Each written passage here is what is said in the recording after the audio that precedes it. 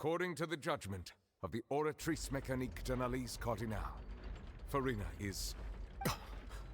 What? No, don't give me this bullshit. The Oratrice made its own mind up again? Well, what's wrong? Don't you dare say she's innocent. Don't you dare say it's innocent. I swear to fucking God. Don't you... Oh, I want to strangle you by the neck. Oh my God. It can't be. Did the Oratrice just declare Farina to be innocent? No. The Oratrice also displays a guilty verdict. Okay. I was gonna say. Isn't that correct then? What? No, there's something else. It says something else. However, the exact wording of the verdict is thus. The Hydro Archon, guilty. So she... Ooh. To be punished via the death sentence. Nah.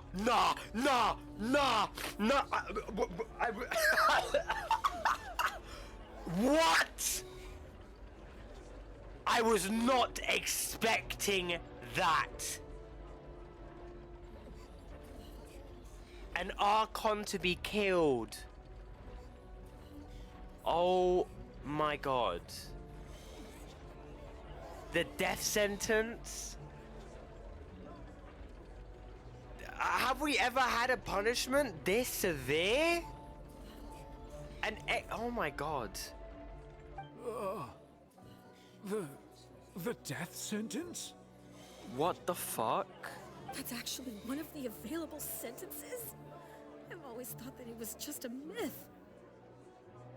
The one and only time the death sentence has been handed out at the court, and it's been given to the very person we've worshipped as the god of justice? What an unexpected twist. Wow. Farina's been sentenced to death by the Oratrice? We just wanted to use the trial to show her the seriousness of things so she'd tell us the truth.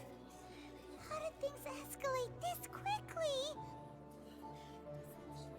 Well, she must know why, because she made the Oratrice, so she must be able to explain why she's receiving the death sentence. Or can she not?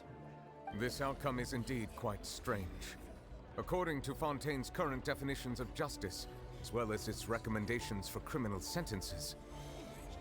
Or did she not make the Oratrice in general and she's been lying this whole time? Is this sentence really appropriate for the crimes that have been committed? Yeah! Even Fache wasn't sentenced to death by the Oratrice. You know, the real evil mastermind behind the serial disappearances case. What's more strange is instead of Farina, the Oratrice rendered the judgment on the Hydra Archon. It said Farina instead of the Hydra Archon. Indeed. Not only is Farina's sentence overly excessive, the very point of our trial today was also to prove that Farina has never been the Hydro Archon in the first place. But now, the Oratrice seems to have deliberately invoked the title of the Hydro Archon. What does this mean?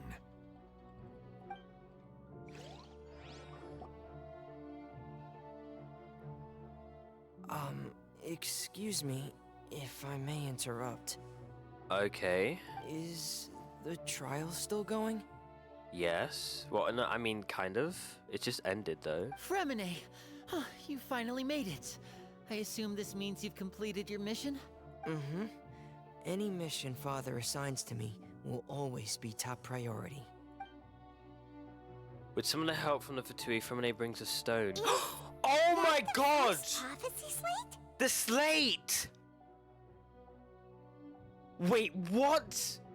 It was the one that was missing. Is that the previous Hydra Archon? And it's Ocean, it's going towards somebody in the center. Wait, what? Huh. So the knave privately arranged for Fremine to try and find the missing It was probably slate. buried underwater. I looked everywhere and finally found it at the bottom of the sea. It took me a long time to get around some dangerous stretches of water. But has the trial already concluded? Then doesn't that mean I've come too late? It's not too late for you to shine. Thank you for your hard work, Mr. Fremine. Please allow me to review the record left on the slate. Traveler, I believe that you have already seen the other existing slates, and would like you to come here and confirm their contents. Okay. Huh? So what do you see? What is it? This looks like the previous Hydra Archon releasing her divine power, turning the Oceanids into human beings. Oh my god.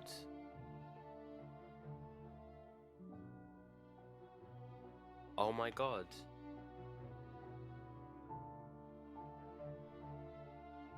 It all makes sense now.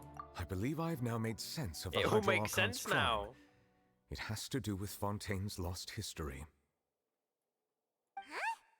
Isn't the Hydro Archon just guilty of deceiving her people? Oh, wait, no, that's Farina, and we've already proven that she's not the Hydro Archon. So when you say Hydro Archon, do you mean the real Hydro Archon we've been kinda talking about? In truth, everything that you've encountered in Fontaine up until this point can be traced back to the contents of these stone slates. However, I'm uncertain as to how much sense they currently make to you.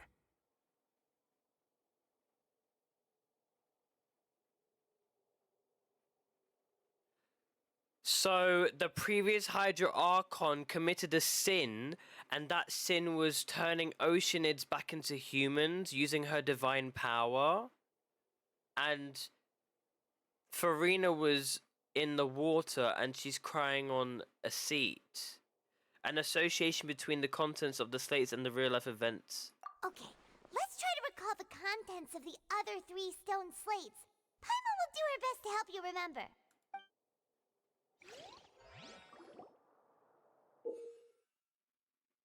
Select and check the different. Okay. If you find the scenarios. Okay. Alright, so it's just matching it. Alright, as the verification process continues, the fountain level in the menu will rise. When you finish. Okay.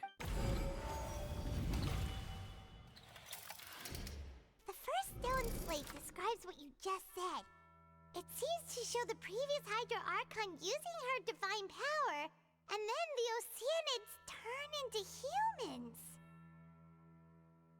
Does that mean that Fontanians are transformed Oceanids? Oh, Paimon wasn't expecting that. But if Oceanids can turn into humans, then perhaps this process can be reversed as well. Yes, because of the primordial seawater. Because people go into the primordial seawater, their consciousness goes into the yes, and they turn into Oceanids. We saw this with Silver and with Meluz. We've seen this with the people of the missing women case, with the person. Oh my god, yes. The second stone slate shows Celestia floating in the sky, and the Hydra Archon and her people worshipping it together. But the heavens still brought judgment down upon them. This must be the point when the Hydra Archon and the Fontanians were branded with their original sin. Does this mean that the original sin and the Hydra Archon sin are the same thing? The third slate shows the Hydra Archon sinking into the sea surrounded by many people. Huh. That reminds Paimon, didn't we also watch that happen to someone else? Yes. Well, the fourth slate is the prophecy the Fontanians have been talking about. People dissolving into the sea, the Hydra Archon crying on her throne, and so on. We didn't believe that such a crazy disaster could happen at first, did we? But after that incident, it was just a question of when and not if.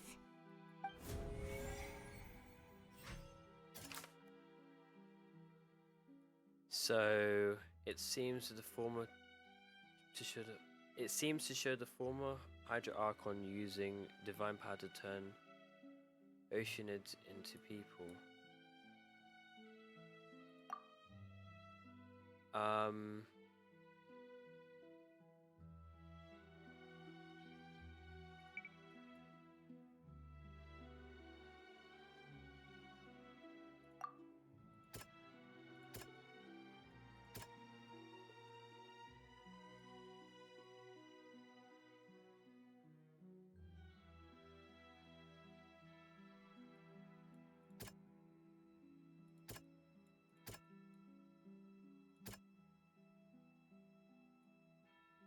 That's him turning people into, I think it's this one.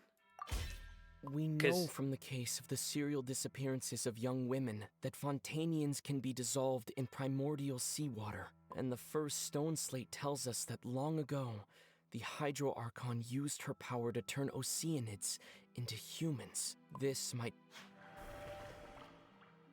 Okay, this one. It shows Celestia floating in the sky and the Hydra Archon and her people worshipping it together, but the heavens still brought jumping down upon them.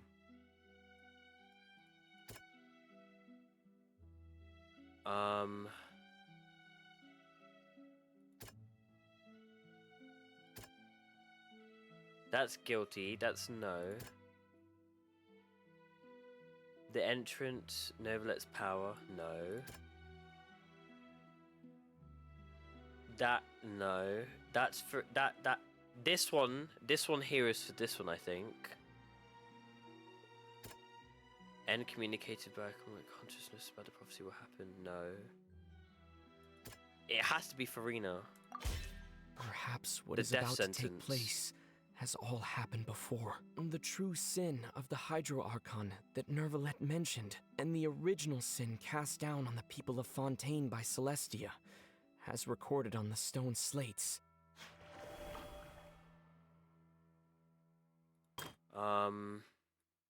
It shows the Hydra Archon sinking into the things surrounded by many people. This is easy. This is Navia. We literally saw this. She was falling down into the water and she was saved. And there was many people surrounding her that were Oceanids. This is easy. And Oceanids, as we know, are people. They could be turned. We know. That's easy. It's not as simple as falling into the sea. When Navia fell into the sea, her consciousness was subjected to judgment. The stone slates show the people gathered around the Hydro Archon in the sea. Could that be alluding to the same thing?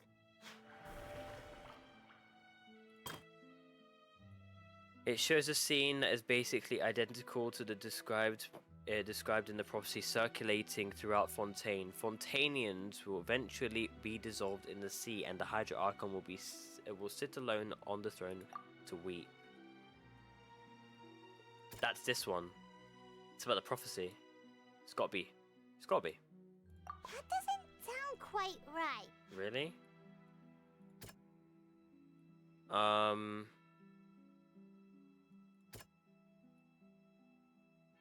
It's these two.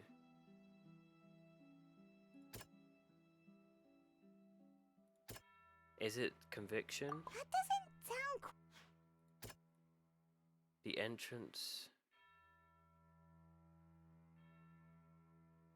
Oh, because she. Yeah. Okay, I understand. Because of the power. The Gnosis was with. Yep, okay. And the fact that the water was rising. The prophecy from the stone slates found its way into society, but not many people believed it at first. The fortress of Meropide was nearly flooded with primordial seawater, which we know can cause Fontainians to dissolve. It seems increasingly likely that the prophecy may come true. If we hadn't dealt with it in time, things could have gone very badly. They'll dissolve into the primordial sea but won't cease to exist. Their essence will flow in the seawater, converge, and take the form of an Oceanid. The Hydro Archon was sentenced to death in court, shocking everyone present. Perhaps this means that her sin was actually Fontaine's original sin. Navia fell into the water inside those ruins, and she nearly dissolved. She was surrounded by the people of Poisson in a court within her consciousness, and was forced to take part in a trial meant to make her stay. The eruption of the primordial sea at the fortress of Meropide was the surest sign that the prophecy was about to come to pass no matter what. The prophecy's contents can all be verified by recent events. If we combine what we know together, loads of truths should come to light. Complete.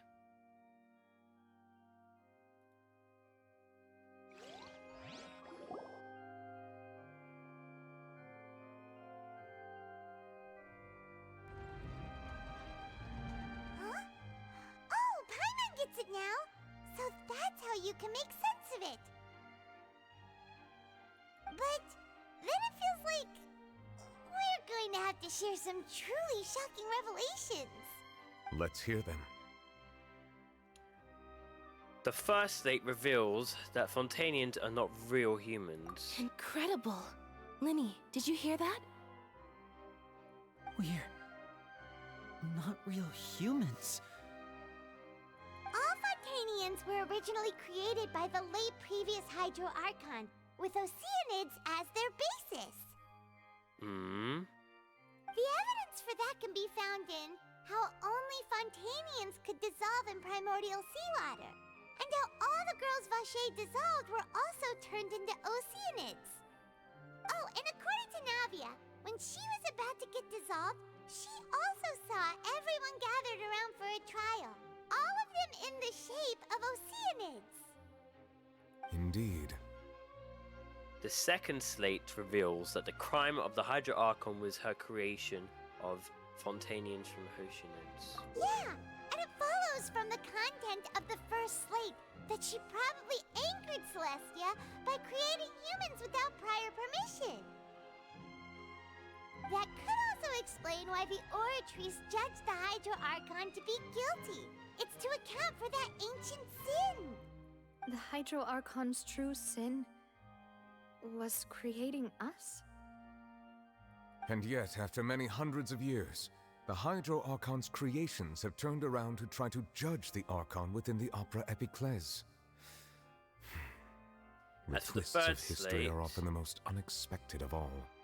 As for the third slate, the third one, I'm still convinced that it should come after the fourth.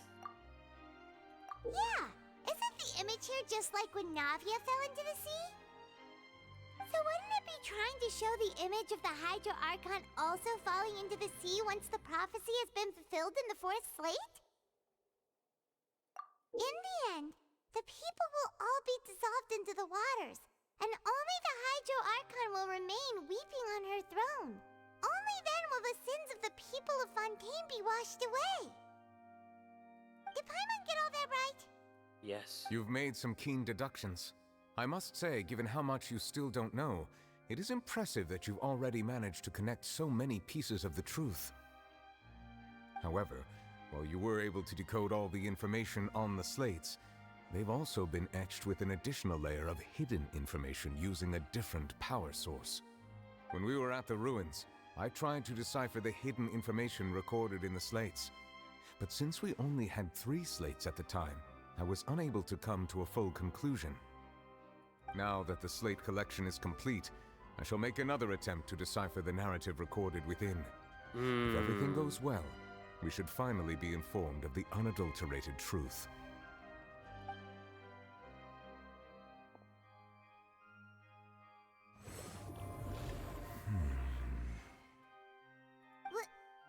Well? Did you get it? I believe I should share this truth not only with you, but with all the people of Fontaine as well. I will try to briefly summarize it for you. Your hypotheses regarding the origin of Fontanians and the sin of the Hydro Archon were both correct. Right. In the Fontaine of old, the previous Hydro Archon sensed the yearning of her Oceanid familiars for life on land. The Oceanids were enamored with the beauty and romanticism of human beings, and wishing to have those experiences for themselves, expressed to the Hydro Archon their desire to become of a similar kind. Yes, because we know there's other people that can turn into Hydro, Eidolons, and Oceanids. We've seen that in the past. However, even though water as an element is intricately linked with the power of life, the Hydro Archon, as one of the 7, did not possess the authority to create a new form of human life. Not one to give in, she eventually found a way to create permanent humanoid bodies for her familiars by appropriating the power of this planet's primordial sea. Ah. She poured primordial seawater into the Oceanids' blood vessels, creating humanoid mimics in the process. Ah. But if Fontanians were to ever come into direct contact with water from the primordial sea, the power within their bodies would escape these artificial restraints and return to the sea. As a result, their forms would collapse, and they would be reverted to their original forms as Oceanids. That is so well written, man. That's so well written. And the fact that all the people in Fontaine didn't know because they were born to be humans because of this sin. Of course, the Hydro Archon never received permission from the heavenly principles to create a new human race. Casually doing his idol animation. And thus, the Hydro Archon and all of her creations came to shoulder the original sin of appropriating the power of the primordial sea. That is the true history of how the people of Fontaine first came into being.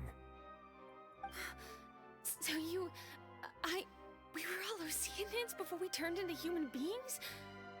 That's way too much information for me. I think I'm just going to pretend that I never heard a single thing. Wait, but if that's the truth, we can't let the Hydro Archon be sentenced to death. After all, her only sin was creating us.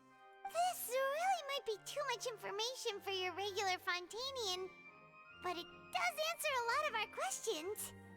Alas, your hypothesis regarding the third and fourth stone slates was inaccurate. Oh. The slates' respective positions are, in fact, correct. Oh. So what?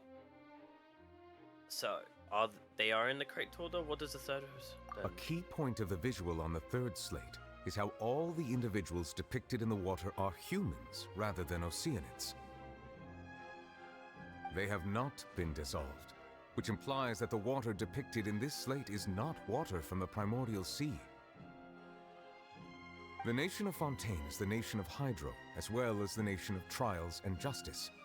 Instead of being the literal element, the water in the scene symbolizes judgment and justice. You may also recall Navia's experience. When she fell into the sea, her consciousness was surrounded by that of many others who intended to hold a trial to determine her fate. Same thing happened with Vache. Therefore, the meaning of the third slate is that the people of Fontaine shall try the Hydro Archon at the court of justice. It can't be. Yes, it refers to our present situation. Wow. I think I'm following now. So, what you're saying is, even though we decided to put on this trial to avoid fulfilling the prophecy, We are. in truth, everything we've done has happened exactly as the prophecy foretold. Wow. So now, it seems, we're the ones making sure it comes true. By trying to make her reveal her secret, she is making the prophecy come true. But it would happen regardless, because it's fate. What should we do? It feels like there's no way out of this. Huh. No matter what, the prophecy will be fulfilled. Is this what it feels like to be a prisoner of fate? If that's the case, does that mean the scene in the fourth slate will also be fulfilled soon? Traveler, I would like to point out another small fallacy in your deductions. About the fourth slate, you probably thought that the eruption of primordial seawater beneath the fortress of Meripede served as the surest sign that the prophecy was about to come to pass, yes? However, I believe that rather than being a sure sign, that eruption could in fact only be a small warning of something far worse to come. Oh my god. As for the root cause of the catastrophe, I believe you've already encountered it once before. I have?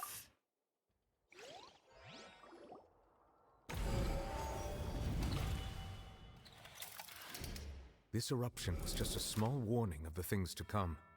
We must find the root cause of the disaster. Just what is the true source of the catastrophe? Oh my god. Oh my god.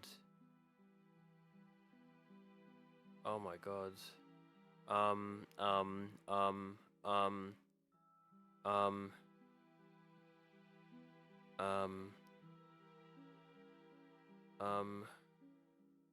Think. Use your brain. Use your brain, Theo. Use your brain, Theo. Use your brain. Use your brain. What is the true source?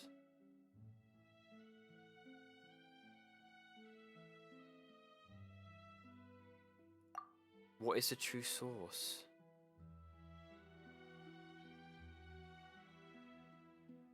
We've done that. Oh, this is new. The whale. Oh, yes! Oh my god, yes! The whale in the dream! Oh my god, yes, yes, yes! Oh my god, yes! The whale! It has to be! It has to! It was both dream and reality. Oh my god, yes! If we're talking about a true culprit, that could only be that thing inside Yes. the primordial sea, right? It was a warning to say that the well is coming because Child was hearing a call from a oh my god, yes. Now I understand. The truth, the original sin, the trial, and the root cause of the disaster. Oh my god. Oh my god, it's turned purple. Oh, cutscene! Oh my god.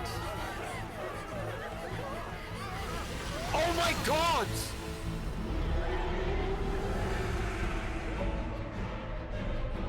Holy shit!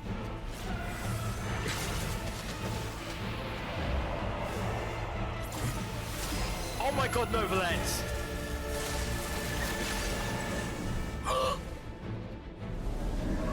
Where's Child?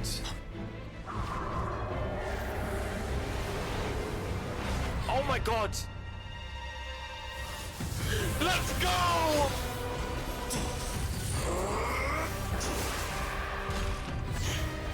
Oh my god! Holy shit!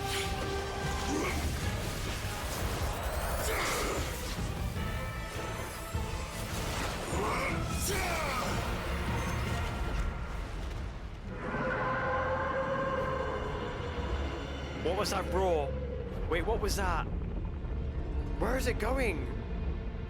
Child's in his foul legacy. Wait, look at him, man.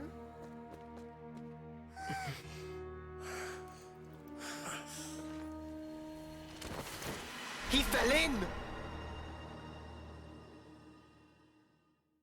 That was insane! Oh my god! That was way too close! How did that thing just burst into the Opera House?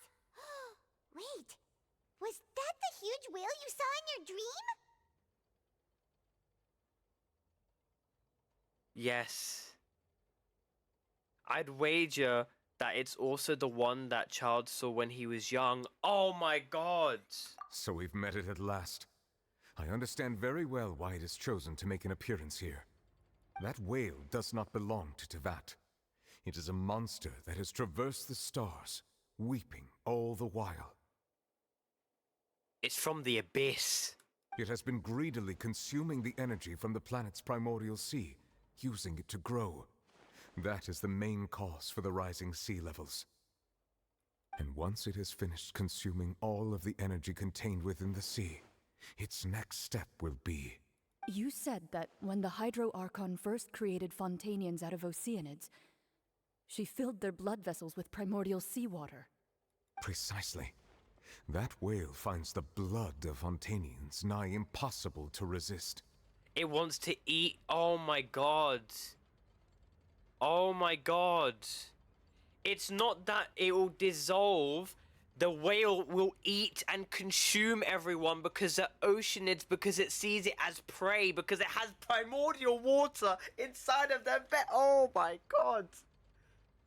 How horrible. To think that you would dissolve, but you're not. You're being eaten alive. Therefore, when it left the primordial sea, it decided to make its next stop a packed opera house full of food. Food in the form of Fontanians. Oh my god. We just barely managed to push it back, right? In that case, won't it come back to target the people again once it's managed to recover its strength? That is correct. Indeed, it is more accurate to say that we should thank that Harbinger for buying us some time. Without him, The whale would have likely come onto land far sooner. From the way he looked, he must have been fighting the creature for quite a long time. It's because he doesn't recognize it until he actually realizes it's from its dream. That battle maniac. We've always known that he had a special connection with that whale, but we definitely didn't expect it to help us out like this. Anyway, now that we know that this whale is the actual cause of the disaster recorded in the prophecy, all we need to do to stop the prophecy would be to find a way to beat it up, right? It's really funny how Child has his own whale as like a move in his own boss fight, like a whale that actually collapses, and to see him fighting against a whale is really funny. I like that little, dynamic. It is too late. Oh shit, what do you mean? It had already absorbed too much of the primordial sea's energy before we could notice it.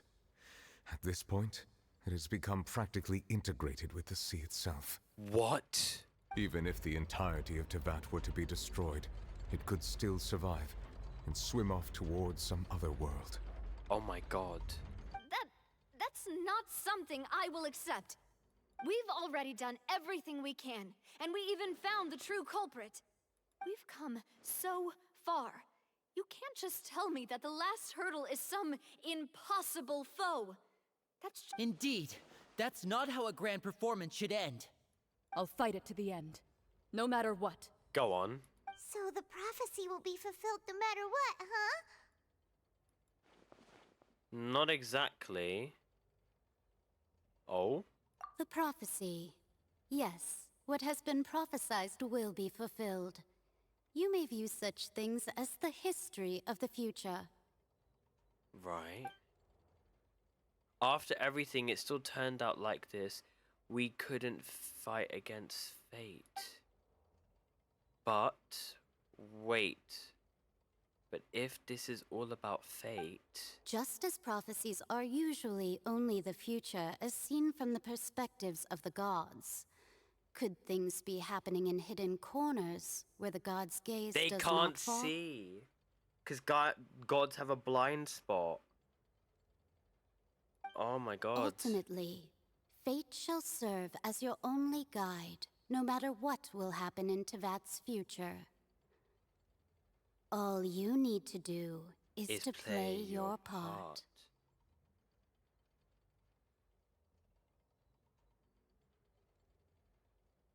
This is to Farina. This is to Farina.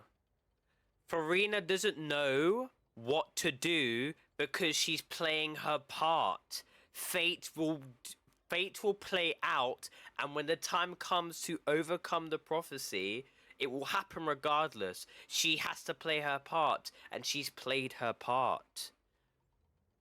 So, what is the solution? Could it be that even if the prophecy will be fulfilled, there'll still be a way to save everyone? Could I miss something? Did I miss something?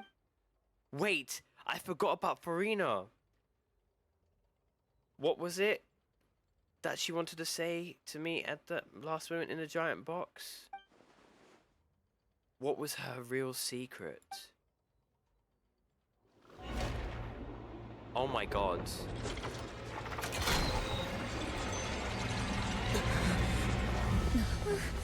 What's happening with the oratories?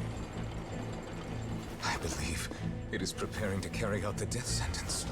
Wait, what? Farina!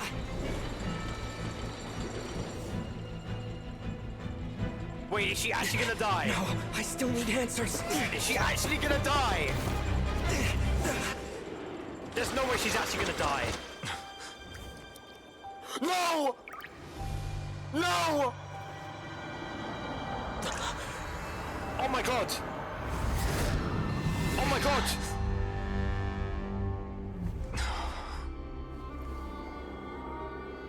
Oh my god! Oh my god!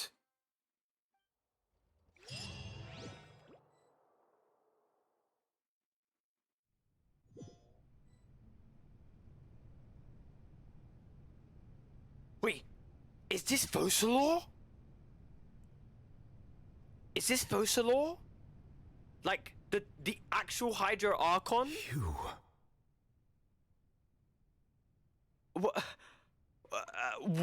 What? This has to be Focalor.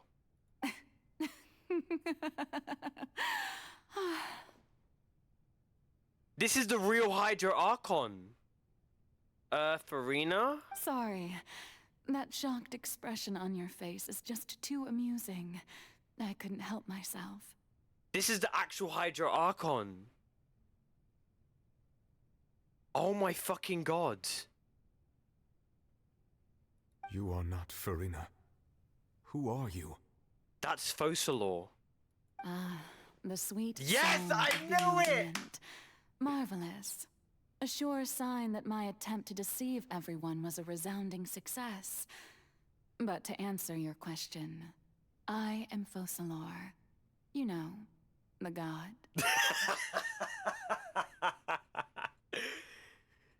Oh my god. Wow. Focalor. Why did you deceive us? Oh, that wasn't my goal, of course. Goodness, no. But I had to fool everyone else too, if I was to stand I any knew chance it! of deceiving. I knew it! There was Farina and Focalor. I knew it. I was thinking there's no way. Someone is doing something. And it's finally revealed. The heavenly principles. Oh. Law? Okay, I'm listening. Deceiving the heavenly principles. Yes, every Archon's mentioned it. Every single Archon has mentioned it. Nahida, Zhongli, Venti, and Raiden, they all have mentioned the heavenly principles. Mainly Nahida because she's the god of wisdom, and she has access to Irminsul. Why does she look so smug? What the hell? I'm not gonna lie to you, I don't really like her dress, but do you know what it reminds me of? It reminds me of the lady from the Sustainer of the Heavenly Principles. It reminds me of her dress. It's all because of that pernicious prophecy. Dreadful, wasn't it? Everyone doomed to dissolve. Fontaine condemned to be flooded. One was not amused. Yeah, In it really fact, one does. was positively bemused when that problem was thrust upon me by my dearest predecessor. That's the former Hydro Archon Egeria for the uninitiated. It hardly gets more disastrous than a preordained national catastrophe, now does it? Right. She knew full well that the prophecy would surely come to pass. And as one of the seven, she also knew full well that one defies the heavenly principles at one's peril. God damn, Farina, your hair long as hell. I mean, Focalor. I've called her Farina so much that I didn't even realize I said Farina. Oh my god, Focalor, my bad. So yes, as you have no doubt surmised, it was a rather impossible situation that I found myself in. Her hair's long.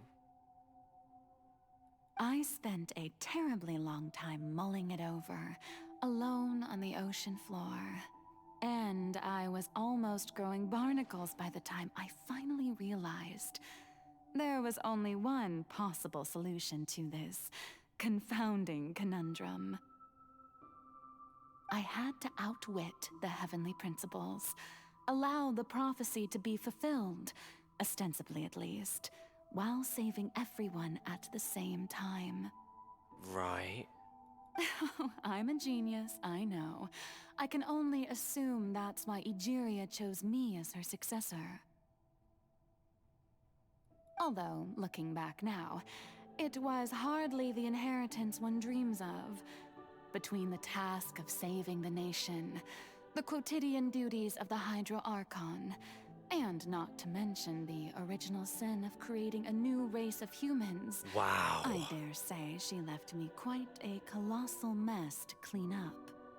Wow. It's kind of crazy because we're actually seeing Focalor, the Hydra Archon, the true Hydra Archon, not some brat playing as a celebrity trying to do show and tell. I'm blown away. This voice actor is amazing, but holy mother of God. Oh my God. This is, I really, I don't want to say, I hate to say it, but Fontaine has got the best Archon quest, and I'm happy to admit that it beats Inazuma. Sumeru was good, Inazuma was peak, but this is just something else. But one can only play the hand one is dealt. I did not choose this, any more than I chose to be one of her Oceanid familiars. So you were also once one of the Oceanids, transformed into a human by Egeria's hand. Yes. Yes, I was. I always dreamed of becoming human. And I still do, even now. That is scary. In my eyes, to be human is to be part of the greatest opera ever known. I'm sorry. That massive like blade hovering above her head is scaring me. Like, it's giving me anxiety. It's like, I'm waiting. When is this conversation gonna be over so I can go chop, chop, chop? Execution. Like, oh my God, that's giving me anxiety. I'm not gonna lie. Just seeing it spin around. After becoming a god, I separated my divinity from my body. Yes, and I spirit, knew. leaving saw behind this, yep. only a self that was as naive and bewildered as my past self on her first day as a human being. Oh my God. Because we saw this happen when Arlecchino was talking to Farina, and Farina went between being super serious to being normal, like goofy and pretending to be a class clown. Oh my God. That's so cool. So she used divinity and split her body and spirit. Oh my God.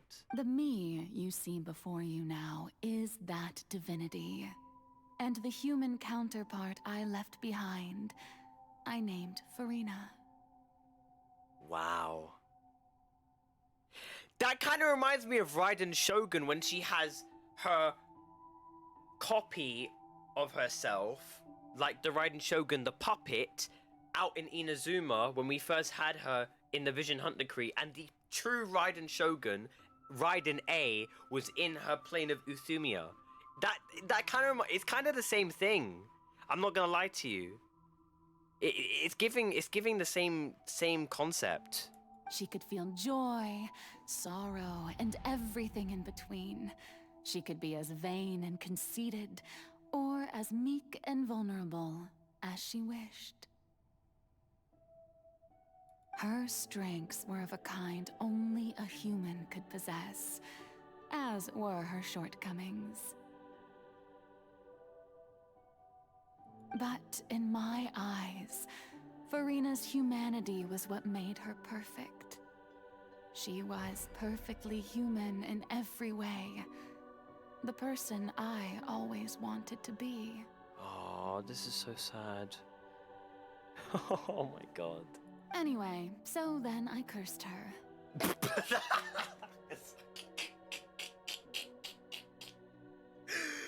She's like, that is like crazy. It goes from, I loved it, she was amazing, everything I wanted to be. Oh, I just cursed her. And then I just cursed her, like, oopsies. Oopsies, she's cursed. Sorry. Cursed. Oh, by the way, yeah, you're gonna be a human, but unfortunately, you're cursed. All part of the plan, of course. The plan to deceive the heavenly principles. Damn. And he's the Hydra Dragon, so he's only just learning all of this because he didn't get to speak to the previous Hydra Archon. He had no recollection of it at all. Do you still remember the final scene of the prophecy? The Hydra Archon alone, weeping on her throne. In order that the prophecy might appear fulfilled, I invited Farina to be an actress, to play the part of the Hydro Archon in the prophecy. Wow. Under the curse I placed on her, so long as I, Focalor's divinity, continued to exist, she could not die. But nor was she free to live her life in the pursuit of happiness. Wow. Instead, she was forced to take the stage in the opera house, to embrace the role of leading lady, to forever play the part of the god from the prophecy, all to create a deceitful appearance of that prophecy coming to pass. I suppose now you probably understand why your court is called the Opera Epiclese. But Farina is only human, isn't she? Even though she has had a long life, her mind is no stronger than that of any other ordinary human being. I cannot begin to fathom what she has had to endure.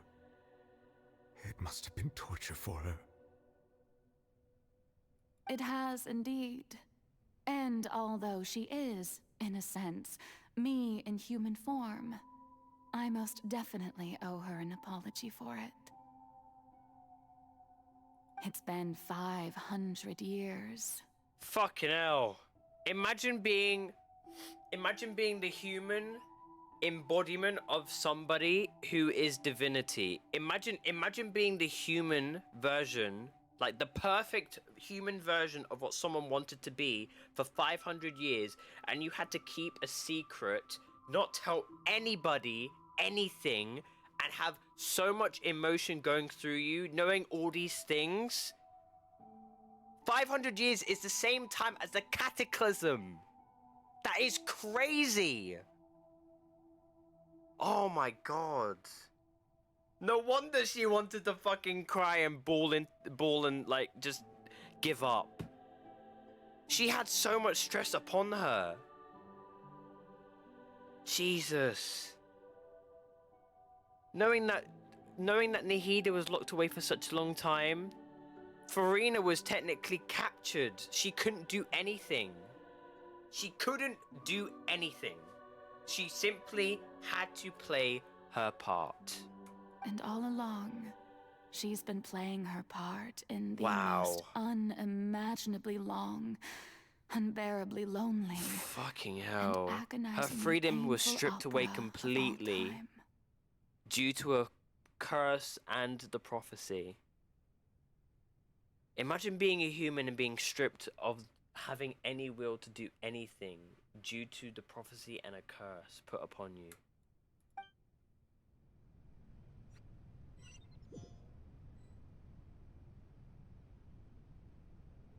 Wow.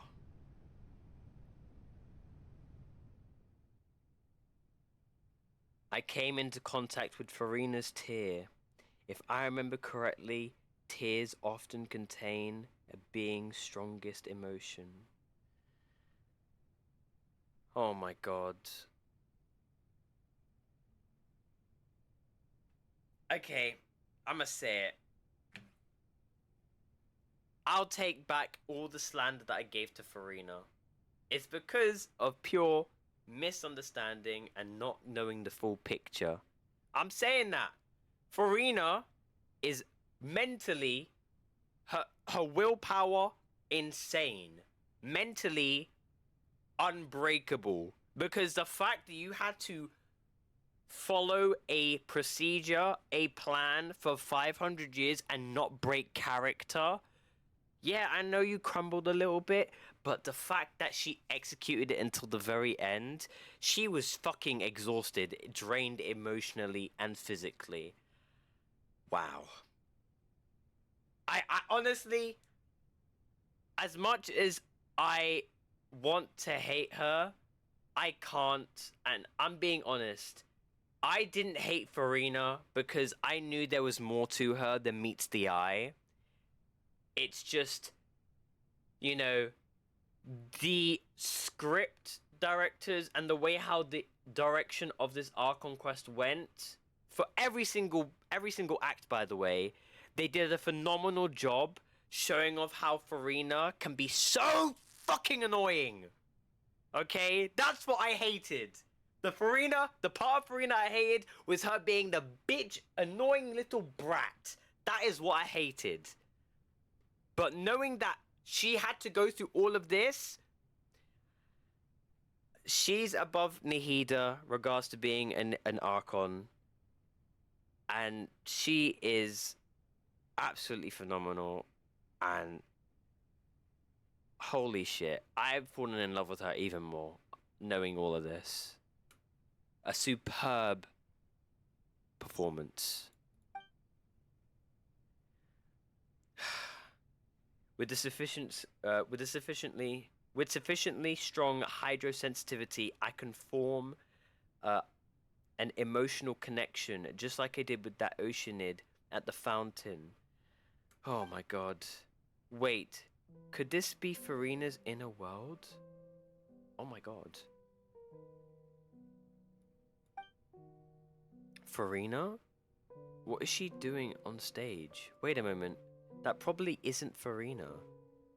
That's likely a reflection of her inner self.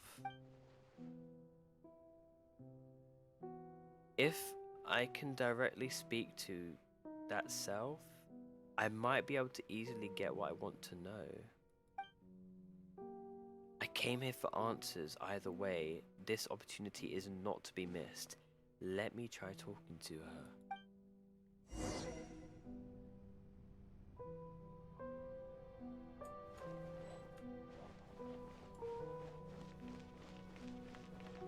I've even clocked, bro.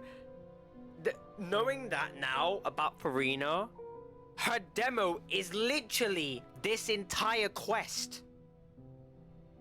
Realistically, her demo is this quest. Her demo has literally explained and shown us the human side of Farina, of what she wanted to do, but she couldn't do it because she was stripped of her own will to be the person she wanted to be, because of having the curse and the prophecy against her. Oh my god, what? I'm blown away. I'm blown away. Oh, who permitted you to come onto this stage? Now, I understand your admiration for my august self, but I must ask you to keep to the rules. Oh, come on, it's me. All right. It is not my intent to reprimand you. Don't There look is at no me. Don't need look to at state me. your name. Just be off with you. Do not distract me from my performance. Oh, okay, I understand. She's in her human form. Yep, she's playing her part still. I don't see an audience here. Oh, do not Just let the jest. lights go off. Can you not feel it? Oh my god, is this Farina's conscience? Is this oh my god, the subtitles is actually Farina. Like this is the puppeteer. I mean, the puppeteer is controlling this Farina, but the subtitles is actually Farina's like mind, her consciousness. I'm trying to read it. The subtitles is actually her. I am Focalor. The eyes That of way I countless can become Fontanians myself are upon again. Me. I must at all times display Oh, the I feel utmost so bad. elegance and nobility. I feel so bad for her. Oh my god, Nihida was whispering all this time, but Farina can't even speak with her own words. She has to be fucking she has to communicate through subtitles. Oh my god. Oh my god.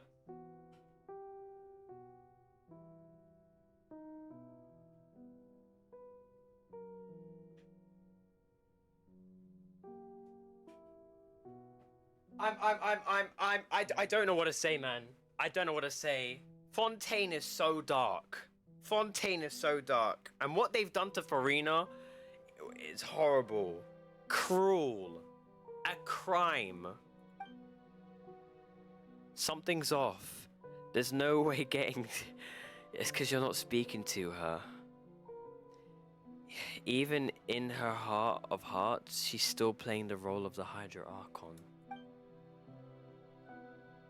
What sort of resolve must she have that even her inner self and subconscious would have such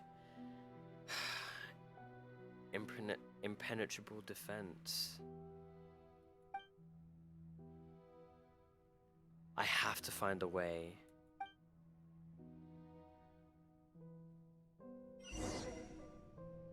Oh my god, I feel so bad for her. Turn off the spotlights so she can become herself again. I understand! So she's not the actress. Dear audience, the performance is experiencing a technical difficulty, but worry not. We're helping Farina, chat. We're helping Farina. We're helping Farina. We're helping Farina. We're helping her. Hey, what gives? The audience is still watching me, you know. We're helping Farina. Wait, where are the guards? Guards! Show your face! Wait, her outfit changed. I just noticed. I just noticed because I just put Farina on. I love the way how they've done this to turn the lights off so she can, because fucking actresses and actors go behind stage. Because they go backstage when everything's turned off so they can really be who they really are. That's all the spotlights turned off in Farina's heart. They must have symbolized the eyes of the people on her. Speaking of which, I think I just received some sort of signal. Was that her true voice? A ticket. When did that end up here? A golden ticket. Oh my god, Willy Wonka gave me a... I'm joking. I'm sorry. No, I'm sorry.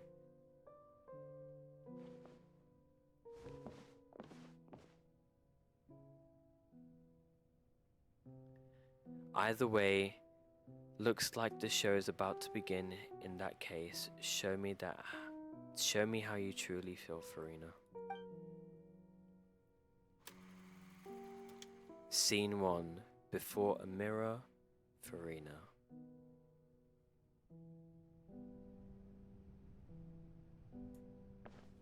Wait, we're playing as her. Oh my god.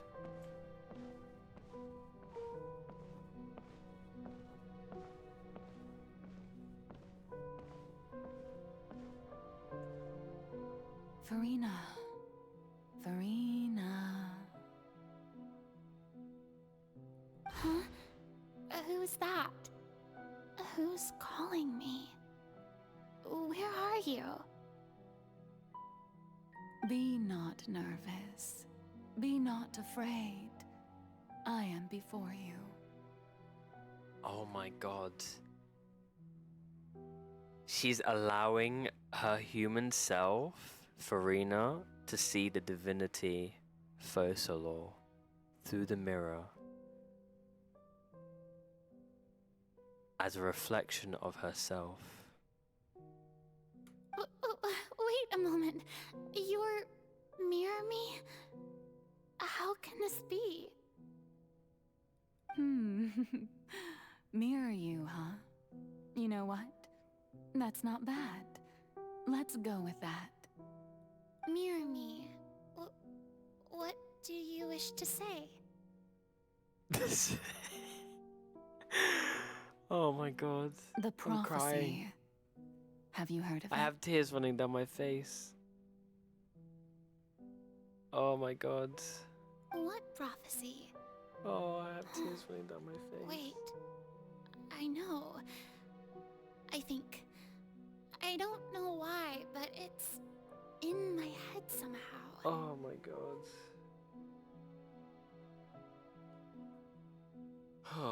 The people will all be dissolved into the waters, and only the Hydro Archon will remain, weeping on her throne. Only then will the sins of the people of Fontaine be washed away. Oh, Very good. You know it well. Oh my god. The puppet speaking to the puppeteer. What's going on? I can't seem to remember anything clearly. The only thing I know for sure is this prophecy. Will it really come to pass? Oh my god. Yes, it will. And that is why I've come to you. Disaster will come to Fontaine sooner or later. Things will develop just as the prophecy declared. There is no escaping it. But doesn't that mean everyone will die? I'm a Fontainian just like them. Will I dissolve too? No. No, you won't. Don't worry. Magical meetings exist in this world precisely to give people a chance to turn things around. It is the reason why you met me today. I will tell you how to save everyone, but you may have to suffer somewhat. Oh? Oh, so there's still hope after all. Goodness, you frightened me. You spoke so much and with so much certainty. Suffer how though? How? As for the suffering, well, I will admit that the first thing that came to mind was, why do I have to be the one to suffer? Oh, why does it have to be me? But if the prophecy will come true, I'll also die anyway, right? So if I've already met you as my magical meeting in this world, if there were scales, with all the people of Fontaine on one side and my pain on the other, is it not obvious where the scales should tilt? You truly are the perfect human, my ideal. I suppose this would also be the justice that belongs to you. Huh? Don't worry, it's nothing. Listen well. Fontaine has just lost its Hydro Archon. I need you to play a role, that of the new Archon. Oh? Okay. So this is their conversation. Okay. Play as a god? This is their conversation about Farina and Focalor and how Farina plays as a god. Okay. That's right. You must begin a never-ending masquerade. You must never let anyone suspect your identity. Masquerade of the Guilty. Oh my god, it all makes sense. It all makes sense. Because we see the person who's guilty, but we never see the person who's under the mask until it's finally revealed. If you can keep it up, then I shall have my way of defying this prophecy. But should your identity be revealed, then all hope will be lost. But how will I do this? A human assuming the role of a god without being exposed. Don't worry. What you must do is not to turn yourself into a real god. You simply need to play the role of a god as humans imagine them to be. Being a human yourself, I'm sure you already know what such an entity would be like. Remember, your true challenge will not be pursuing divinity, but contending against humanity. I'm still not sure I understand, but I'll try. I'll try to do this. Oh my god. When she said those words, I'll try, is that it's knowing you don't know what you're getting yourself into. Oh my god. 500 years. Oh my god. So, how long am I going to Oh have my to play god. this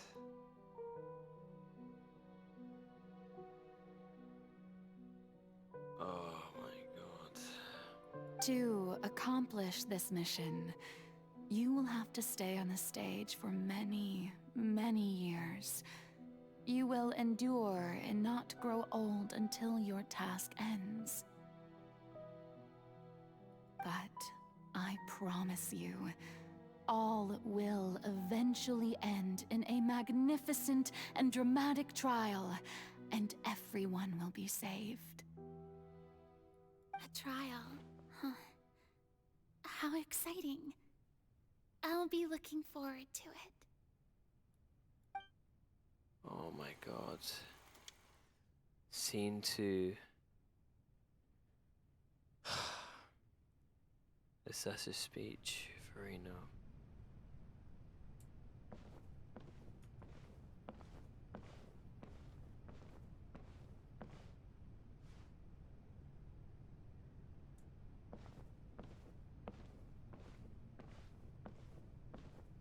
When Farina became the Hydra Archon.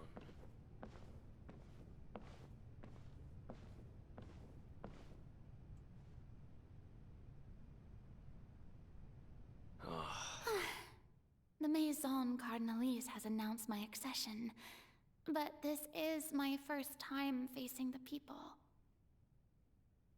What should I say to most appear like a god? Summon courage. To be honest, I still don't know. Perhaps I should first try to act natural.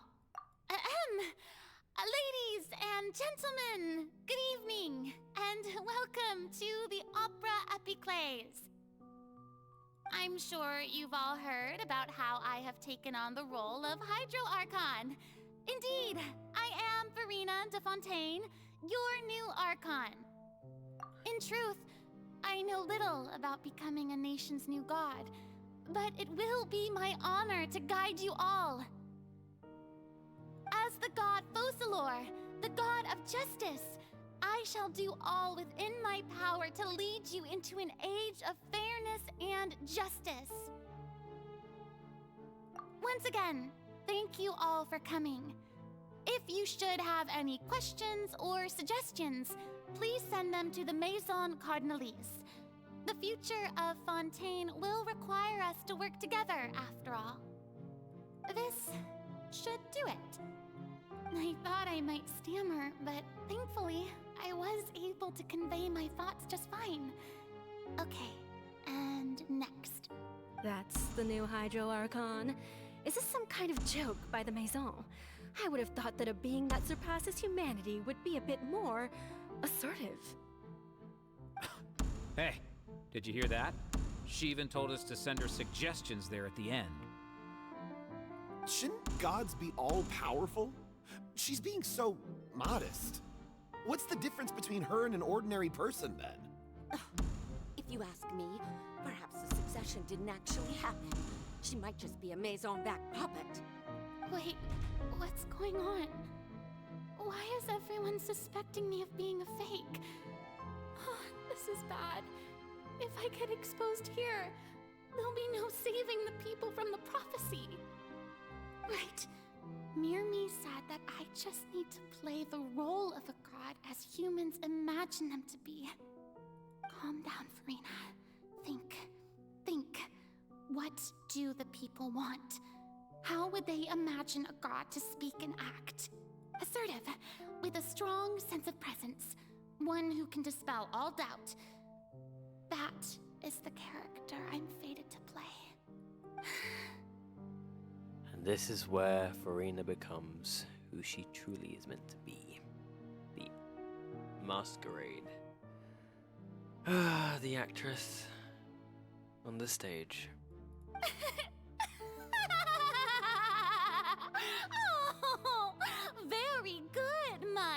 people. Only ones such as you are deserving of my rule. It's the Switch, man. I can't believe it.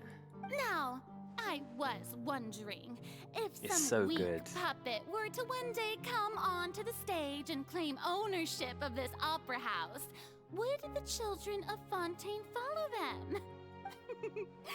Well, it seems that you would all see right through them. Having passed my test, you are qualified to witness wondrous trials alongside my august self, here in this opera house. You may consider my previous act a door gift of sorts. I thought it was a debut that suited the atmosphere. Now then, let us be reintroduced. Ah, so that was just a performance. How could I have forgotten that we were inside an opera house? Personality? It's quite shocking, to be honest, but I suppose it's a better look than before. Such a fascinating and bold deity. How wonderful! Our future may yet be bright after all. It seems I've turned them around. Best follow this flow and restart my accession speech.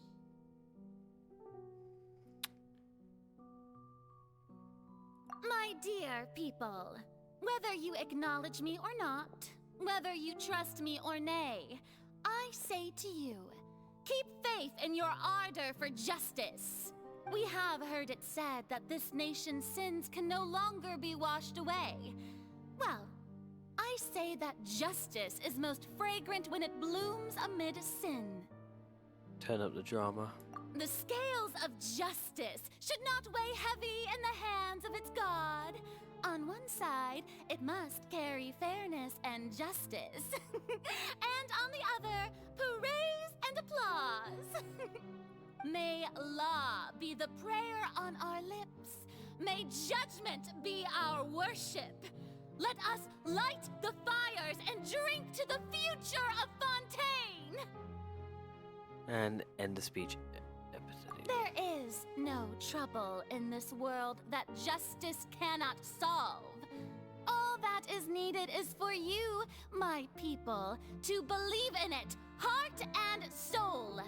So long as I, the Archon Focalor, stand within the Opera Epiclese, so long as I stand before the Oratrice, I shall even judge the gods of this world! This voice actor is something else, bro. Oh my god.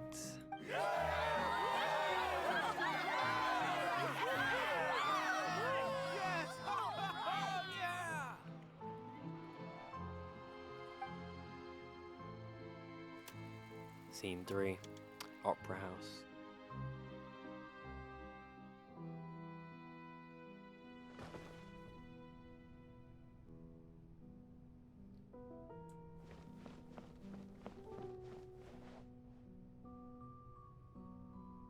Lady Farina, here are today's case reports, as well as a summary of the follow-up for your perusal. Come now, was I not just at the Opera House in person? Leave these kinds of things to Neuvillette. Besides, none of these trials were the one that I'm looking forward to the most. If I may be so impertinent, what kind of trial are you truly looking forward to? A magnificent, dramatic, and wondrous trial. A trial to end all things. How could you hope to understand?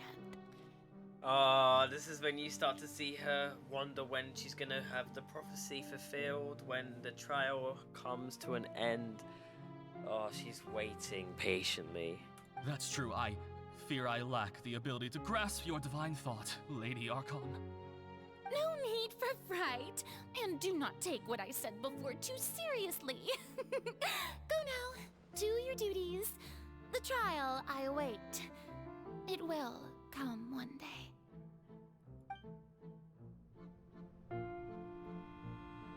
Oh my god.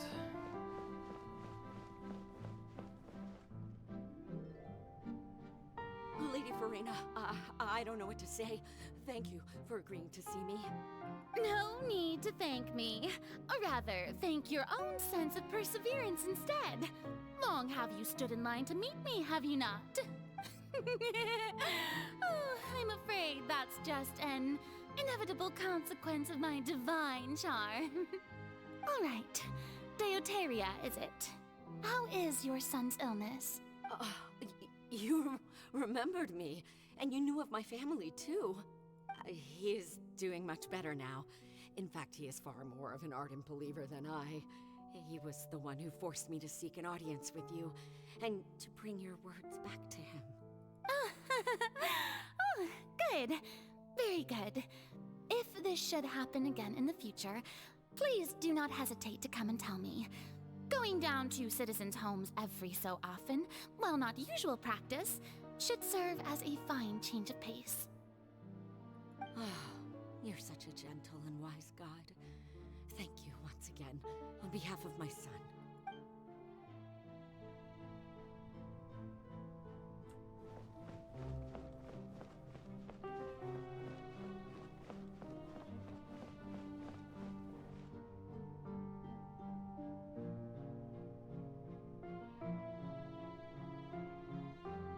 Lady Farina, here are the latest hydrological reports. As for the specific parameters you asked to take note of, I'm afraid things still don't look good. I see. It's as I thought then. As your god, I did already expect this, but I wanted to see how far your human wisdom would allow you to analyze it. All manner of signs indicate that the prophecy will still come to pass. Forget it. That's not something you need to worry about right now.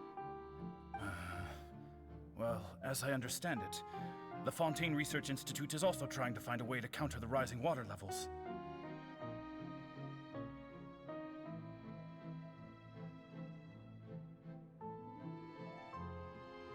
Really? Have they found anything? I'm afraid that they haven't found any effective solution thus far. Is that so? Well, no wonder. This issue has reached the realm of the gods, after all. Still, their spirit is praiseworthy.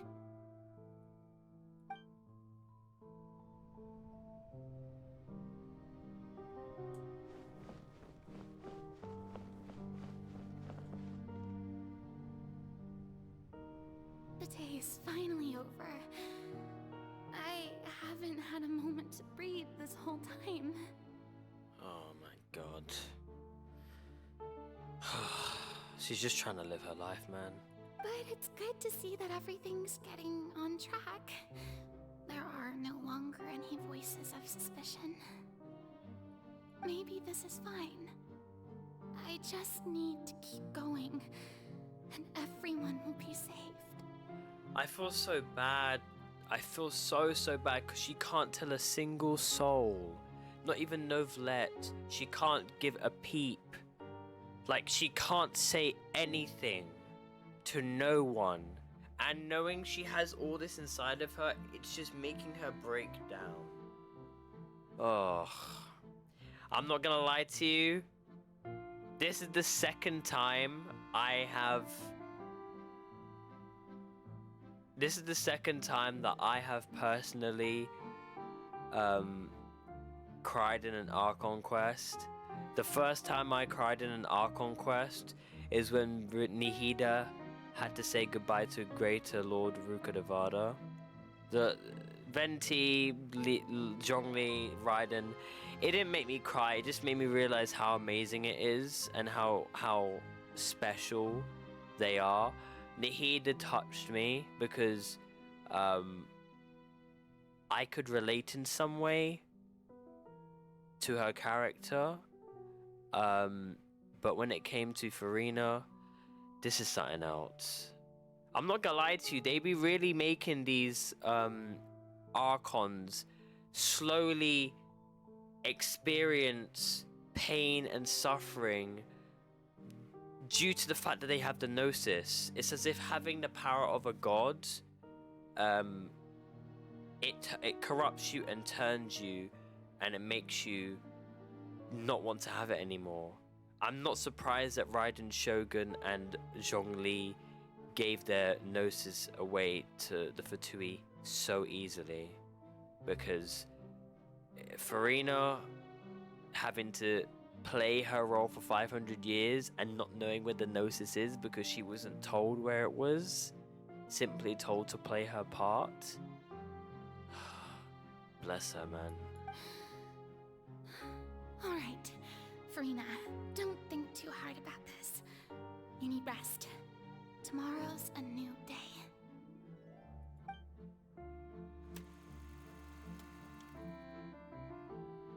Scene 4, Opera House. Lady Farina, here are the new trial reports for the latest cases, as well as a summary of the follow-up. There'll be no need for that. I've seen them already. There's no need to go back over scenes I've witnessed in person before. Lady Farina, I've waited so long for this chance to see you in this manner. Indeed, my dear, loyal citizen. This joyous moment is an honor for us both. Okay, are they gonna speed it up now? Because if it goes through every single person, that's gonna get very boring. Surely they're gonna speed it up now. Lady Farina, we're detecting significant hydrological anomalies near Poisson. Oh, this is more recent now. This is more recent. Understood. Keep monitoring. Keep me informed should anything come up at the Institute.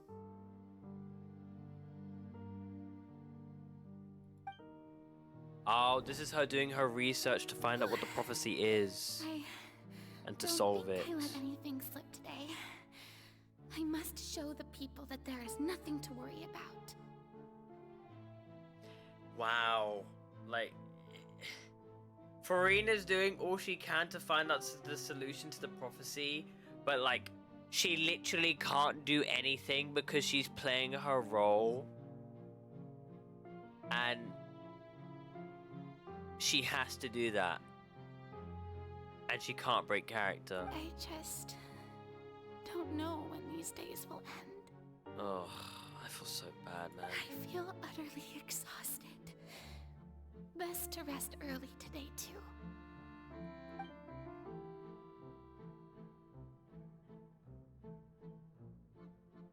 It's like setting someone up for failure.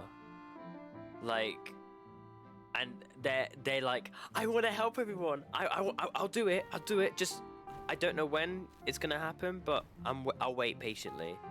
And she's been waiting and waiting and waiting and waiting and waiting, only to find out that she can't do anything. Oh my god, they even did the things in the wall. Oh my god, scene 182,375. It's like a dream being able to speak Oh with you my up close god. like this.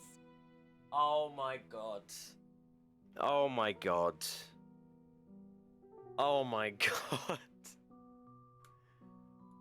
I've heard that the first member of our family who was honored to receive an audience with you was Madame Deoteria, almost 20 generations ago.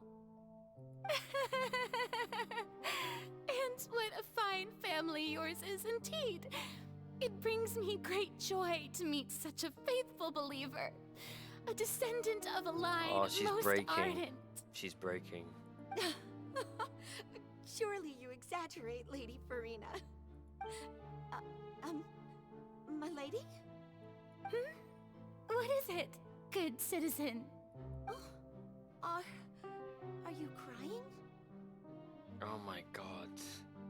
Oh my fucking god. Oh. Oh, really now? I didn't even notice. This must be the overflow of hydro from my person. Well, can't quite help being the god whose dominion is the waters, can I? No wonder. No wonder. She's turning A insane. manifestation of your power, then. She's Oh, going Archon, insane, I am bro. honored to have witnessed How? it. Like, you just want it to end. You just want it to end. She's crying and smiling at the same time. That is the face of someone who just wants the suffering to end. Oh my god. She doesn't even speak, she just cries.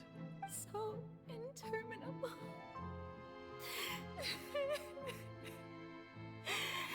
So lonely. Just how much longer? 500 fucking years. Hundreds of years must have passed by now. Perhaps the show must go on for hundreds more. Oh my god. I never imagined that it would hurt so much. Have I reached my limit? No. Perhaps I reached it long ago. Today I didn't even notice my own tears. Oh my god. I'm not gonna lie to you, when she was sat on that chair and she knew what was gonna happen, I think she was just thankful to die, knowing that she could just be free. But then finding out that she can't die because she is the human embodiment of Focalor, she's just... Oh my god. No wonder why she's crying on a chair. I want to tell someone, anyone, about this. But would that not destroy all I've done so far? Like Farina, the Farina we saw crying because she got the death sentence was probably thinking, it's fine, this is part of the prophecy, but her inner self was like, finally! It can end everything! It can end! Like, it pushed her to the limit where she didn't care if she was alive or dead. She just wanted something different, a change to happen. I've conducted so many investigations across the centuries. But there's not even a sliver of hope that we might break the prophecy. All I can do is keep heart. Oh my god. I must maintain this act. Never back down, never give up. Way to save Fontaine. Please, mirror me. You have to succeed.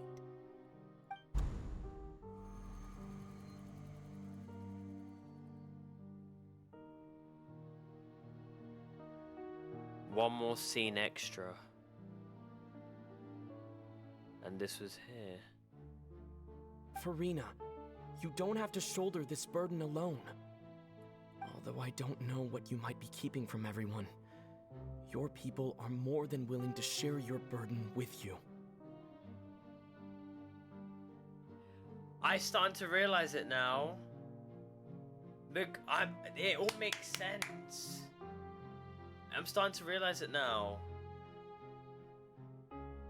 No, it's the thought. It's the thought of, imagine being told to wait just told to wait and maintain a character for 500 years. You don't even know how long you gotta wait, but it's 500 years, and some random traveler from some unknown place, from a different world from Tevat, has come to Fontaine. You want to know who they are. You want to see them immediately. Like, I can understand why she was, we were trying to, instead of us trying to find her, she found us, because she wanted to think, she thought, wait, is the prophecy gonna be fulfilled? I'm starting to understand how she's feeling now. Like, it was a glimmer of hope for her, knowing that the Traveler was here. All these things were happening.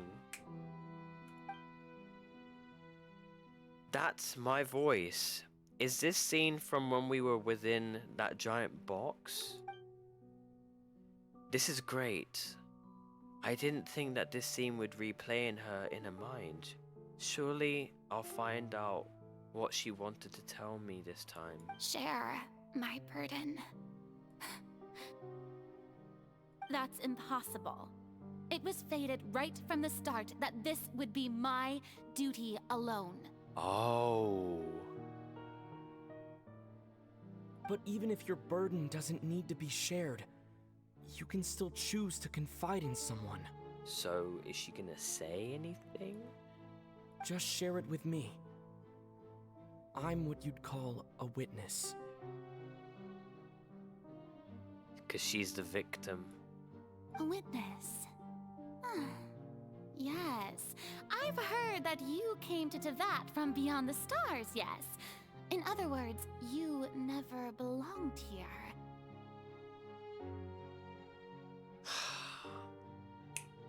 Now that was what was making her think this might be her being able to talk to someone who's not from Fontaine and it won't ruin the prophecy, but it was all a part of the plan. She could just talk to someone. And if Tevat is, in its entirety, a show on a stage, then you're just a spectator, aren't you? If that's the case... She's like making sure, is it okay that I can say it? Can I say it? I don't know if I can say it. Should I just say it? He's right. I could confide in him, couldn't I? Oh my god. But if things don't play out as expected, the people of Fontaine will be the ones to pay the price. No, Farina, you shouldn't be selfish. But what if it's really alright? It's that beacon of light. The traveler was her beacon of light, and she was tempted to go towards it, but she was so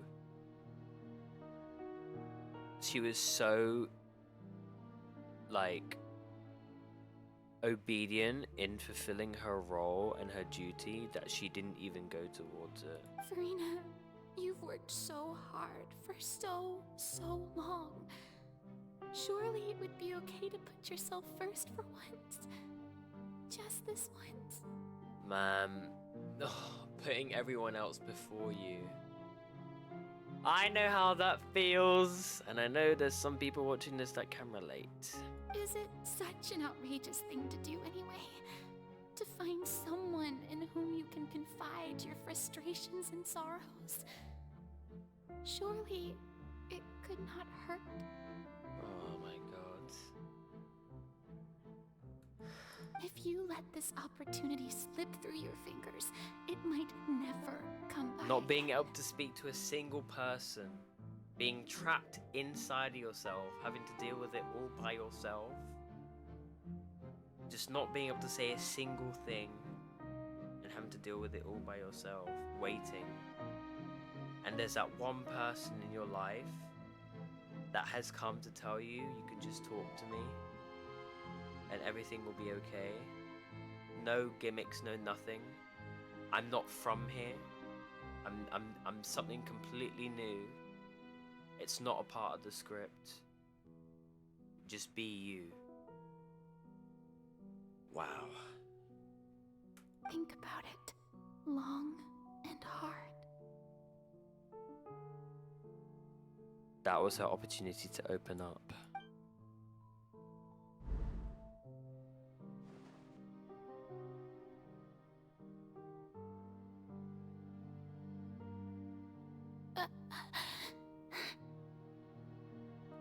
No, I have nothing to say.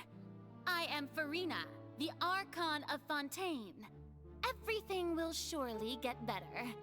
All you need to do, dear spectator, is to witness my performance until the curtains fall. It's not what he wanted.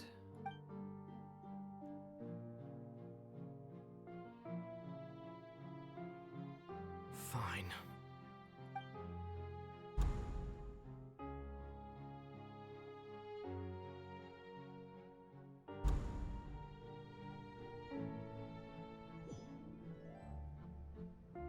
So even Farina doesn't know the truth? No, You've she never doesn't. once let her in on the full plan? Yes, it had to be done. To deceive the heavenly principles, you must first deceive yourself. It's crazy because everyone hated the Raiden Shogun, but everyone loves Raiden A. I hate Focalor. I love Farina. That's how I feel. I hate Focalor because you did such a horrible thing to somebody, to someone, just to deceive the heavenly principles. Just to... Oh my god. I hate you, Focalor. I hate you. You may be the true Archon, but I hate you. She did very well. If she had let her resolve falter even once in these 5 centuries, Fontaine would have been doomed to the most tragic fate. It seems that trusting humanity was the right decision after all. I believe that I understand how your deception works, but that I'm is not only gonna lie half to you. the truth, is it not? I fucking hate how they... what do you call it? I hate what they did to some of the characters within the story.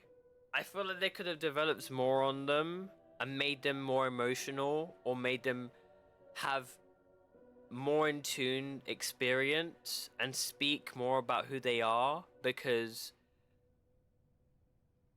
I mean I guess that's why a story quest is the thing for a character story quest. I just wish we had more to know about... Fuck, I'm just so mad. How would you build on this foundation to save the people of Fontaine? That is the most important thing.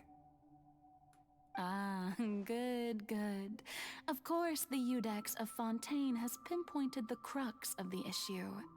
I'm sure you've long sensed that the Oratrice is no simple machine, yes? I've always suspected that it had its own consciousness. And Linny did mention that he heard a human voice within the core chamber. It now seems that that person was you, hidden within the machine all along. Am I right? And then I became one with the Oratrice, taking Fontaine's gnosis with me. Yes. That's why she it made would Child seem so, guilty, so it could go along with the prophecy. Ah, it all makes sense. It all makes sense. They were waiting for that one day, that one moment. Alas, your understanding of this device still lacks sufficient depth. In truth, it is no enactor of justice. It is, in fact, a device created to kill the god of justice. Never would have thought the plot was to kill an Archon. I beg your pardon? Oh, you have it. And to be more precise, not only will the Oratrice take down the god of justice, it will also take down the divine throne upon which she has been placed. I mean, did you think I would be the sort to enjoy peaceful repose while Farina suffered? My work over these last 500 years has been to constantly accumulate indemnitium within the Oratrice. But really, some have already discovered that only a small fraction of the energy generated by the device was ever used to provide power to Fontaine. The vast majority had to be, accumulated to enact this death sentence. It was all part of your plan then? Both the trial and the sentence? Yes. Indeed. This power, accrued over 5 centuries, could have sustained Fontainians for millennia, had it only been used for that purpose. Almost all of it has now been stored within the oratories. But only power of this magnitude could hope to destroy the Hydro Archon's divine throne, shaking the rules established by Celestia, and breaking through the institution that is the Seven. So the Oratrice's call for death was for neither Farina nor Focalor, but for the Hydro Archon. Focalor is so evil. The destruction of that divine throne. If I do not misunderstand your intent, you must be... Returning what's rightfully yours to you, of course. Ah, I see. In other words, this was all done to return the authority of the Hydro Archon to the Hydro Dragon of this planet. I see. So basically, because the previous Archon did the sin and was passed down to Focalor, Focalor was a part of the prophecy, and because there was no way of overcoming it, the prophecy had to be fulfilled, and so Focalor is the divinity of the Hydro Archon in being the Gnosis. So, in killing the Hydro Archon, restores the original power of the Hydro Gnosis back to the Hydro Dragon. Because, as it said previously, Hydro Gnosis and Gnosis in general are stored power taken from the Sovereign Dragon of the element or from the region, as we know to this day, because they mentioned that in the 4.1 Archon quest.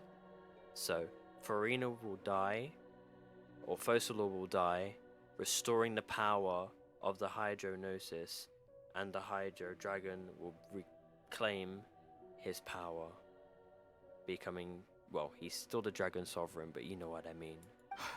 But... So she's gonna sacrifice herself because that is how she restores balance. And because it's also part of the prophecy. She can't do anything with it, so she has to give it back to Novelette. Does that make sense? I think it does anyways.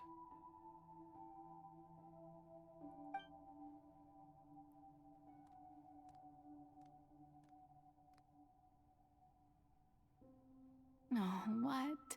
Getting sad again, are we?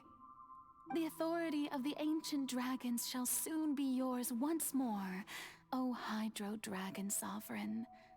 And this is the face you make. All you've done throughout the years is just so you can sacrifice yourself at the very end.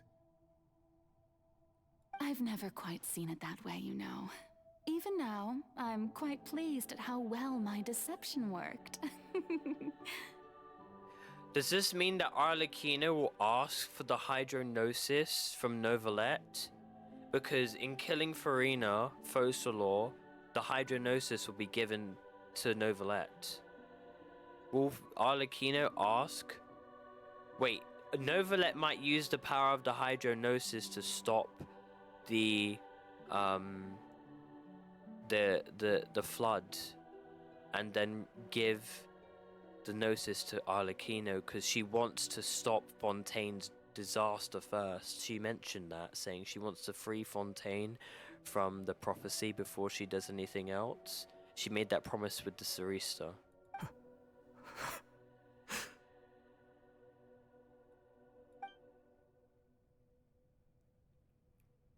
What about that whale?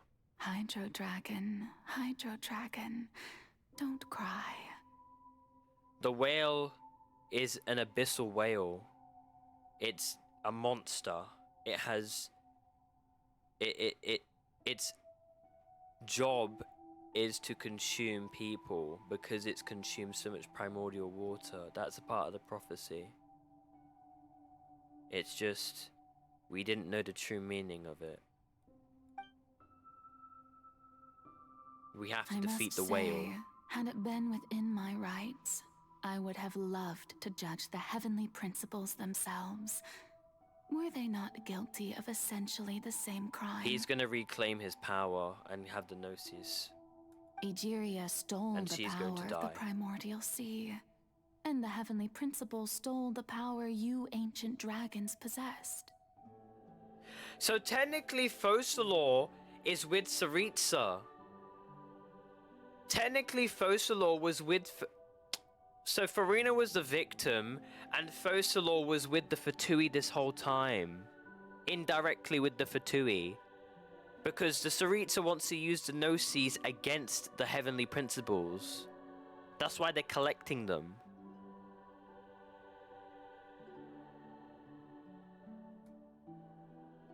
I, for my part, am the god of justice. And is it not just that your original powers should be returned to you? Speaking of justice, I have always believed that justice lies in the process of pursuing human existence itself. So, if the theft of the primordial sea's might was Fontaine's original sin, then, leaving matters of procedural right and wrong aside, the descent of the Fontainians as humans and their right to exist in this world would be Fontaine's original justice. In other words, existence was Egeria's justice, and to me, justice is the continuation of that existence. She wanted to follow through. Defying the prophecy and ensuring that Fontaine's people shall live on. That should be the justice. This story is so well written. So well written. At this point, we, whether it be myself or all other Fontainians, have shouldered the burden of this sin for far too long. Iudex Neuvillette, the highest judge in our land, when you regain your full power as an elemental sovereign, what verdict shall you pass upon us? So when I was invited to the court of Fontaine to serve as Iudex, I see now that that was your idea too. At last. I now understand the true purpose behind this position. In the beginning, I was uninterested in human existence. But these 5 centuries of living alongside them have gradually brought about mutual understanding between us. And I have even attempted to feel as they feel. You are a devious one, Focalor. Things being as they are, surely you know that I could never declare them to be guilty.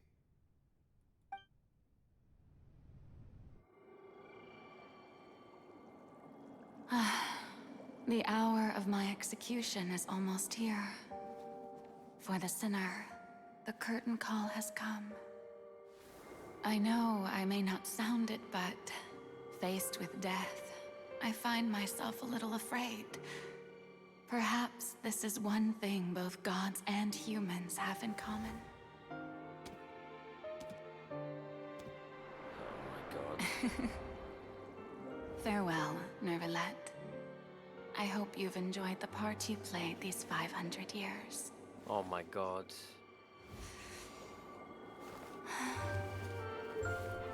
Oh. Oh.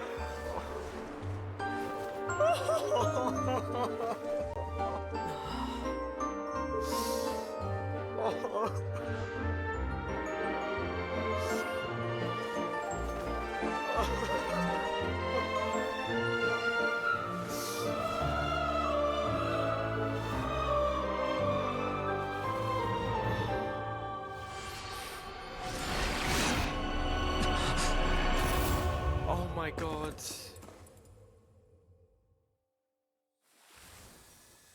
Oh my god.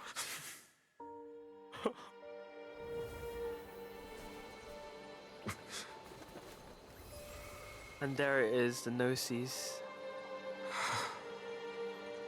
The essence of the Hydra Archon. He's reclaimed his power.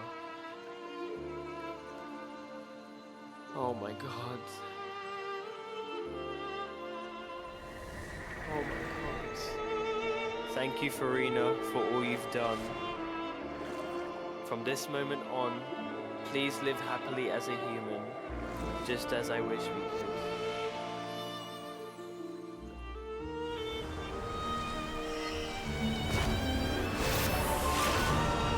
Oh my god. Oh my god. I, Eudex Nuvelet, hereby declare, people of Fontaine, your sins are forgiven. Oh my god.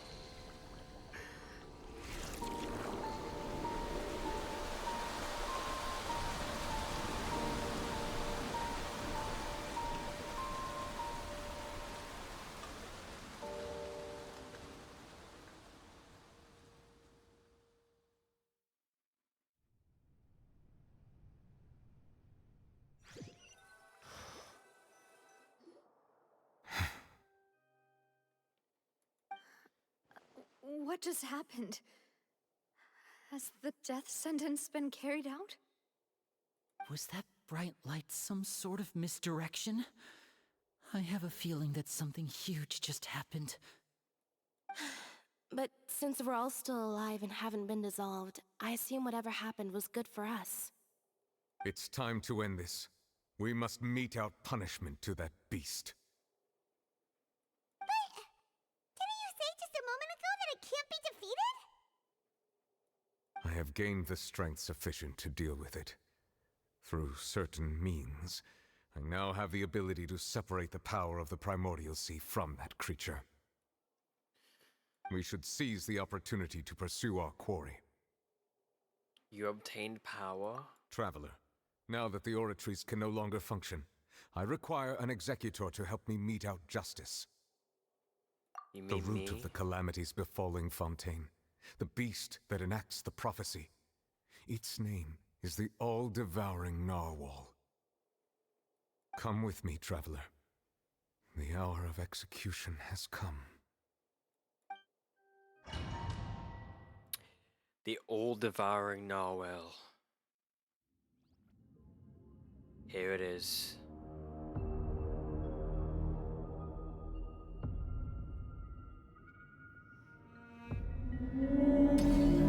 Oh my god.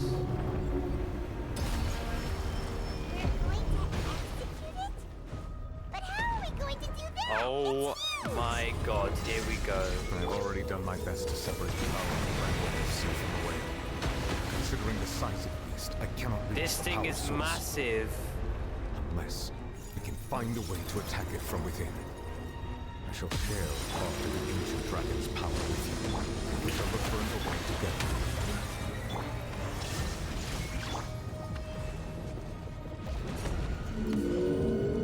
I can feel its sorrow turning into hostility.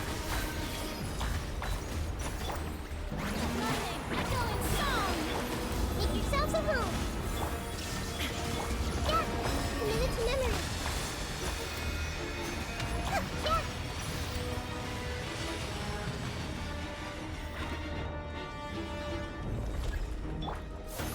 The all-devouring narwhal cannot resist its instinct to devour. Continue to trigger its hostility. A chance will present itself.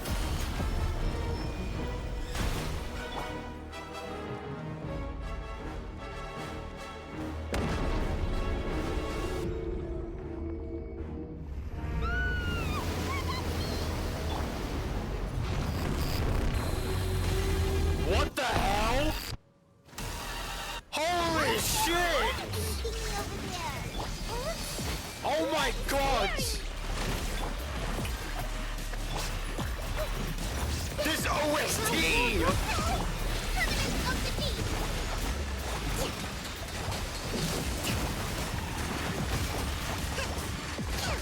I have granted you my protection.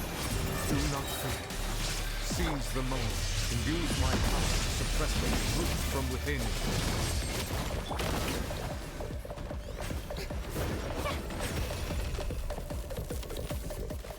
dude.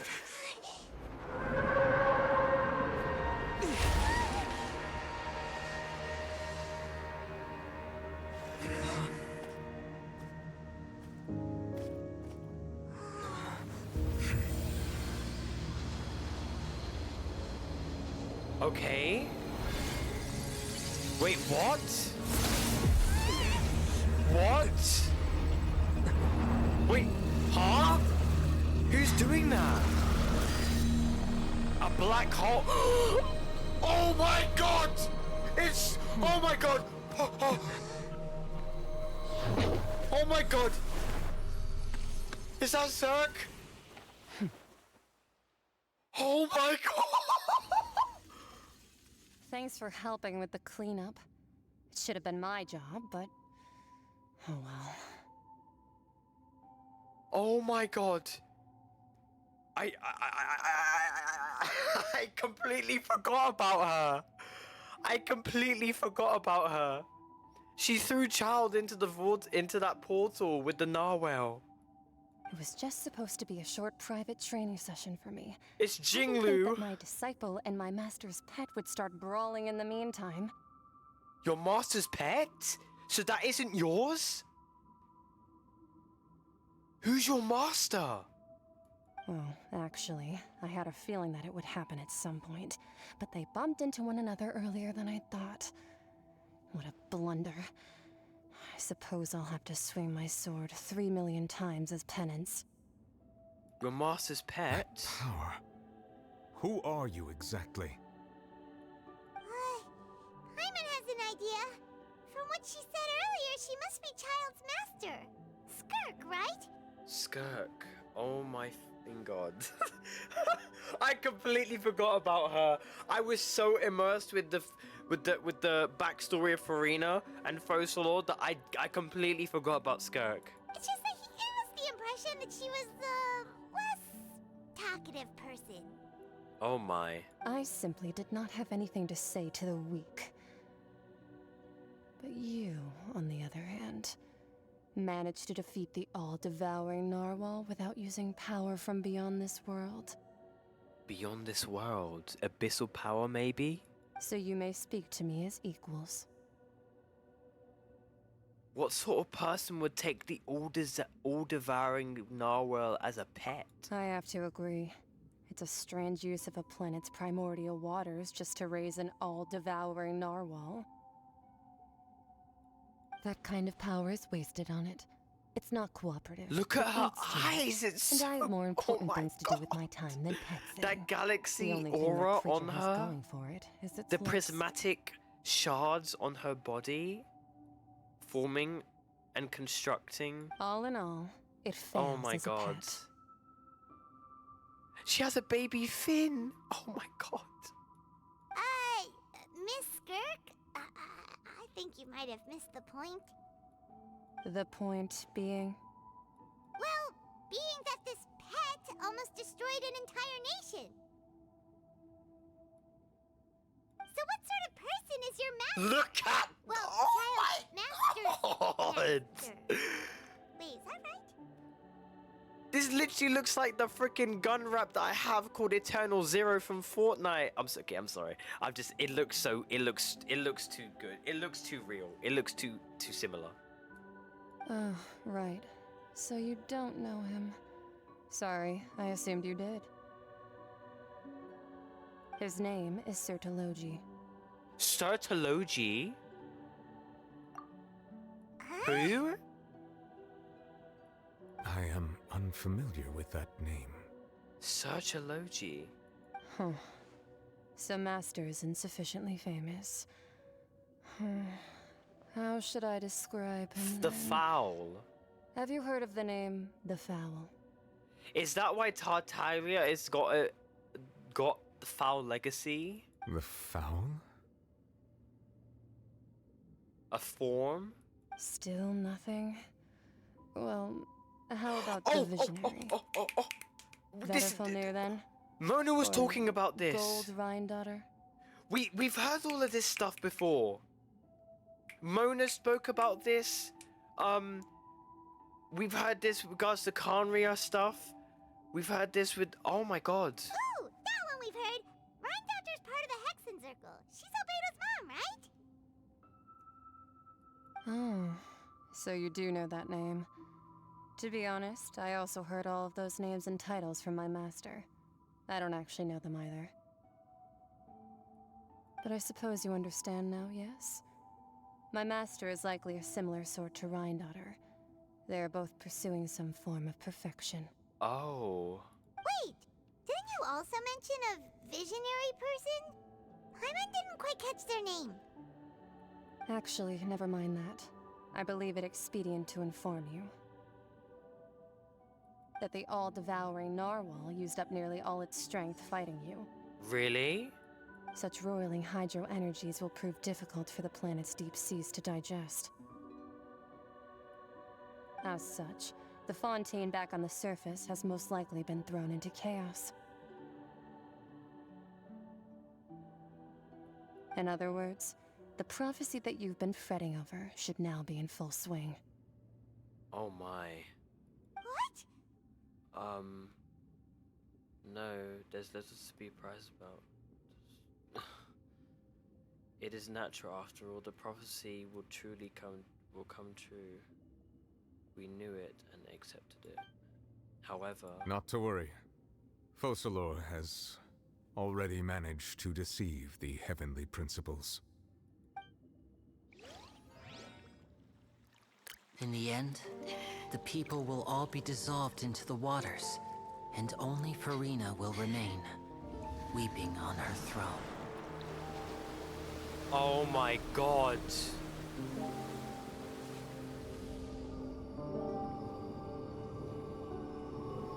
Only then will the sins of the people of Fontaine be washed away.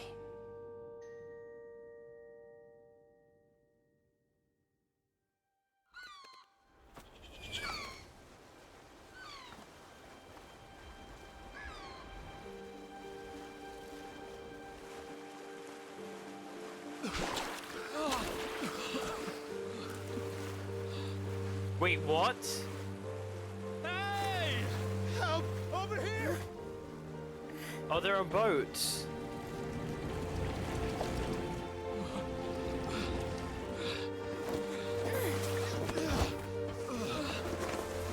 Wait, how have they not... Wait, they're in the water. How have they not...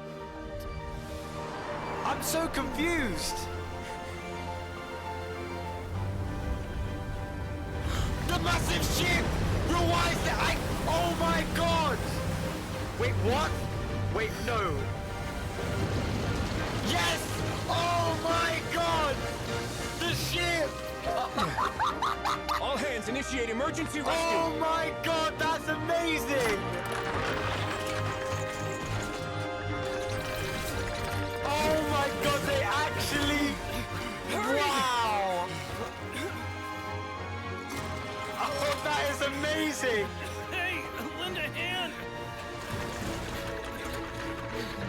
Oh my god!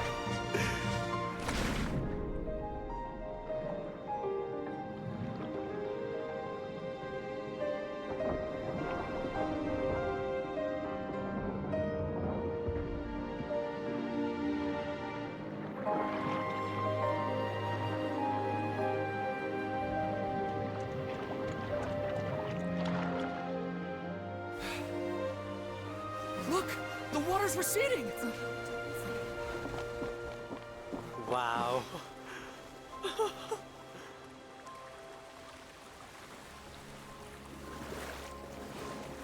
Imagine if you just see Farina just casually walking on the water. We didn't dissolve. The prophecy was wrong. The prophecy was wrong.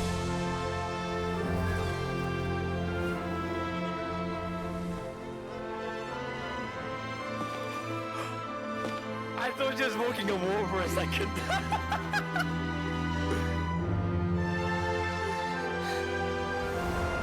There she is. We're saved. The prophecy was wrong.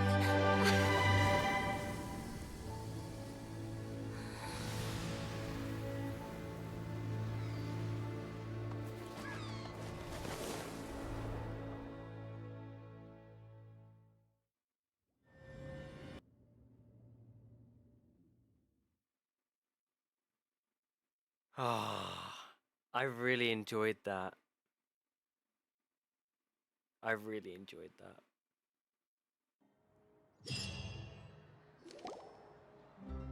The soil renewed. The Spina di Rosula talks post-disaster rebuilding. I recently visited Poisson to meet with Miss Navia, spokesperson of the Spina di Rosula. Only old soil can still give birth to new bloom, Miss Navia stated. Hope is like seeing a small cookie when you're starving late at night. You just need a little of it.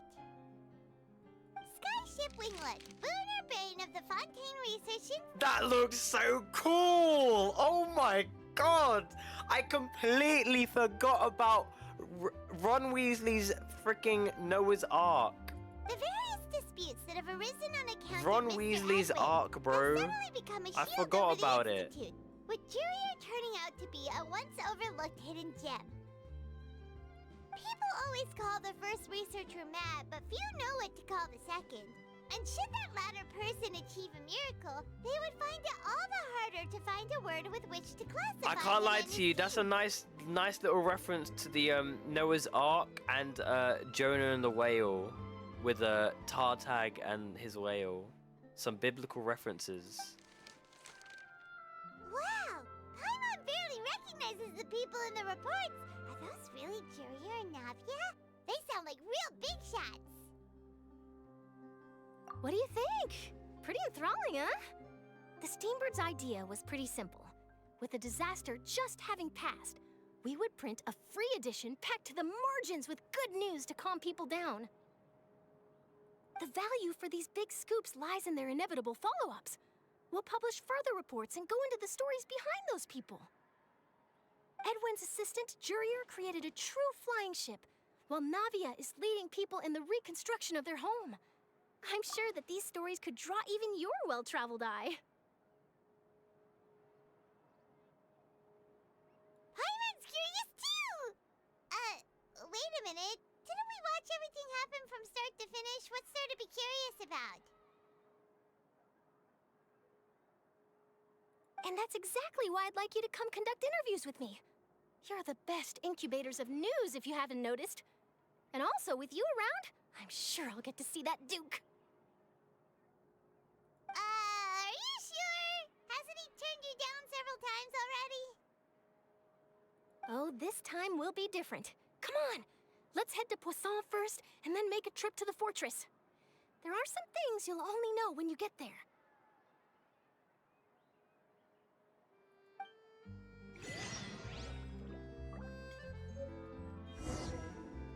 Tears Among the Stars. Oh my god. The finale.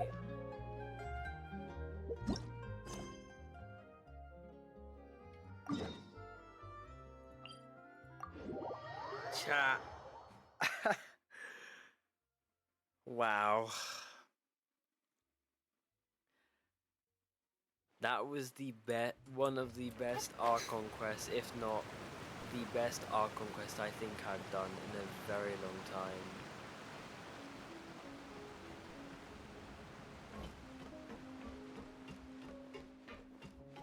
I think that's top 3. Top 3 best. Top 3. Navia! Oh, it's you. What brings you all here? Hey, we're just having a look around. I'm here to update myself on how things are going here. Oh, the Fatui are here too! Let me introduce you. This is Mr. Garunt Snezhevich. He represented the Knave in sending us a large amount of supplies, and is helping with our work. Our residents are hard at work as well. Thanks to everyone, work is progressing nicely. We've lost a lot of people, but we're moving forward. That will have to be enough. Hello, Miss Charlotte. I'm a big fan of yours. I especially like that article you wrote last year about Fontaine's stray cats. But if you don't mind, could you not emphasize our role too much in your report? It's not charity we're doing here. We just happen to share the same interests as the Spina. I get where you're coming from. I'll keep it as simple as possible. Or would you be willing to feature as friendly neighbors?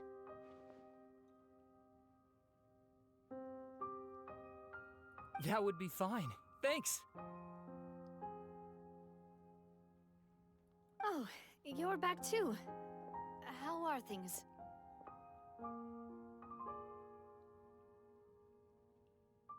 We finished laying down the construction materials. It'll be another hour before the workers are able to go over there. Huh? You're here too, Clorian? Well, her reputation's greatly risen after that whole duel business with Miss Farina. So she's here in Poisson to wait out the heat. All right. She really came here to help me out. There's too much to consider in the reconstruction of Poisson. The Spina has need of more decision-makers. And, well, I do already happen to be connected to Mr. Callis. Oh, wait just a moment. Do you mind me asking a few questions? You know, about how you felt before the duel, about what it was like facing down a god. There's lots of exciting material there, I bet. Forget it. I'm sure you can find a better theme than that, Miss Charlotte. I see you're the same as always. Couldn't you do me a favor, for Navia's sake? Well, if we're talking about doing things for my sake, you might as well just take a few more photos of me. Or of the Traveler. It's better than wasting time persuading Chlorand, at any rate. Of course I will. I'm not gonna let him off that easy. All right, then everyone who wants to be in the photo, gather up. I was taking a photo. How lovely. How did it go? Was it a good shot? Did Paimon look cute in it? Not bad. Your addition really helped the composition of the picture. All right, hang on a moment. Let me snap a few more shots.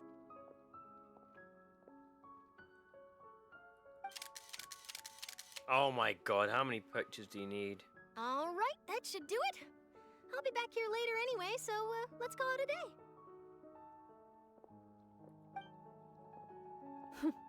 You're very quick. Speed is of the essence when it comes to the news, and freshness is the key. Also, not to brag, but I'm pretty good at building connections. Who knows? I might eventually get that interview with you after all, Miss Clorand. Wow, you really do have that never say die spirit. I'm impressed. I'll hazard a guess that this is how you got that interview at the Fortress of Maripede. Whoa, you're well informed. Let me make a guess too. I asked Sijuin, who told Monsieur Nervillette, and he told you, right? That's a very complete information chain. In truth, all Monsieur Nervillette asked me was, when did the fortress become so friendly towards the media? I told him that it was best not to speak too soon. There's no guarantee that Ridsley will make a personal appearance. You're right. I've got to treasure every moment I have with them. In which case, I'll be making a move first. Stay safe now. And tell me if you hear anything interesting. I'll treat you to afternoon tea in exchange.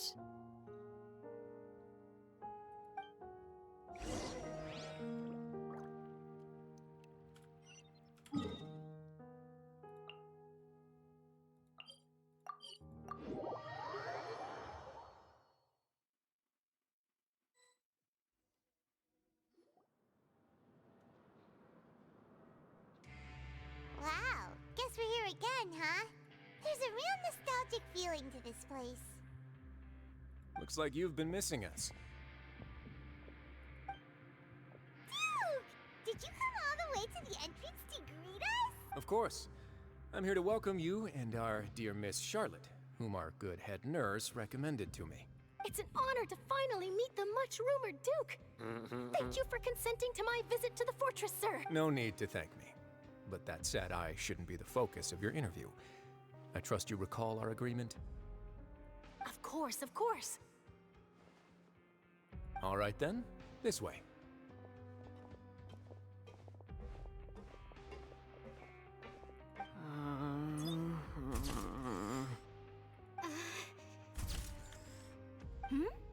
Hey, no need to be so nervous. I've already taken all the photos we need. Miss Charlotte, do these pictures really need to be published on the... It would seem that Miss Lorvine doesn't want her face to appear beside that of Mr. Jurier. Sir, please don't say things like that. But it looks like dear Mr. Jurier denies it. Might this interview be very important to you then? No, I just... This... Now, I might not look it, but I actually did meet Mr. Edwin once. And I'll bet the boat that brought about a miracle, the ark that saved the people. Why, you recreated a myth back there, like an emissary of legend. Still, if I might ask, where's that flying ship now? Huh. Looks like Charlotte's trying to get herself another exclusive scoop. I have to apologize, but that ship is presently in the bowels of our factory. I'm afraid it won't be easy for you to get a shot of it. Really? Well, then in that case, could I have an interview with you to make up for that loss? She really does think she can know how. She really does know how to squeeze an opportunity. You already know my answer, I'm afraid. Best you interview our head nurse instead. Or perhaps you'd like to take another photo of this couple of researchers? Did you really have to use the word couple? Well, then, 2 solo photos will do. Is my hair messed up? Please, someone help me have a look.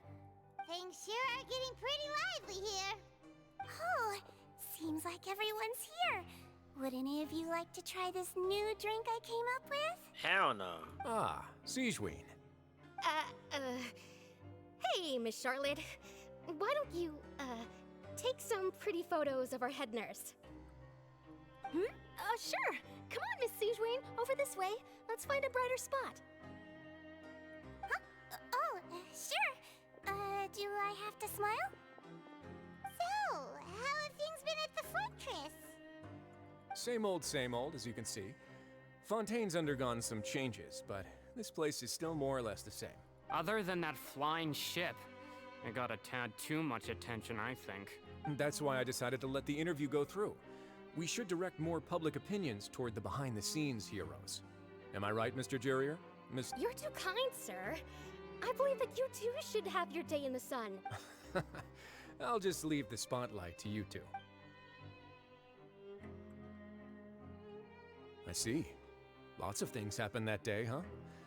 Anyway, regarding that Harbinger, I'm not sure you remember, but his 3 young followers are still waiting for his return. No way. He sure did win them over, huh? I'll tell them that there's good news and bad news. The good being that their boss seems fine, and the bad being that they must face extended sentences for abetting his escape. Oh, actually, what about you?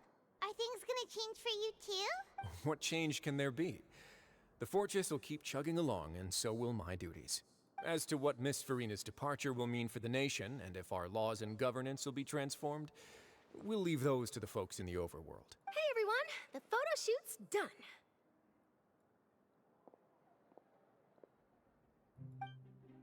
Good. In that case, let's call it a day here. Thanks for your cooperation. Come on, Traveler, let's go. There'll be a next time? Maybe. Who knows? I might write a story about the underwater factory next time. Until then. All right. Last stop, the docks.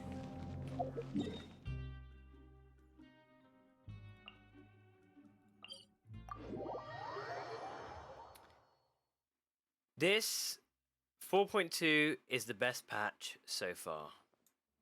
Best Archon quest up there as being one of the best, but as of a patch right now, it is the best patch ever.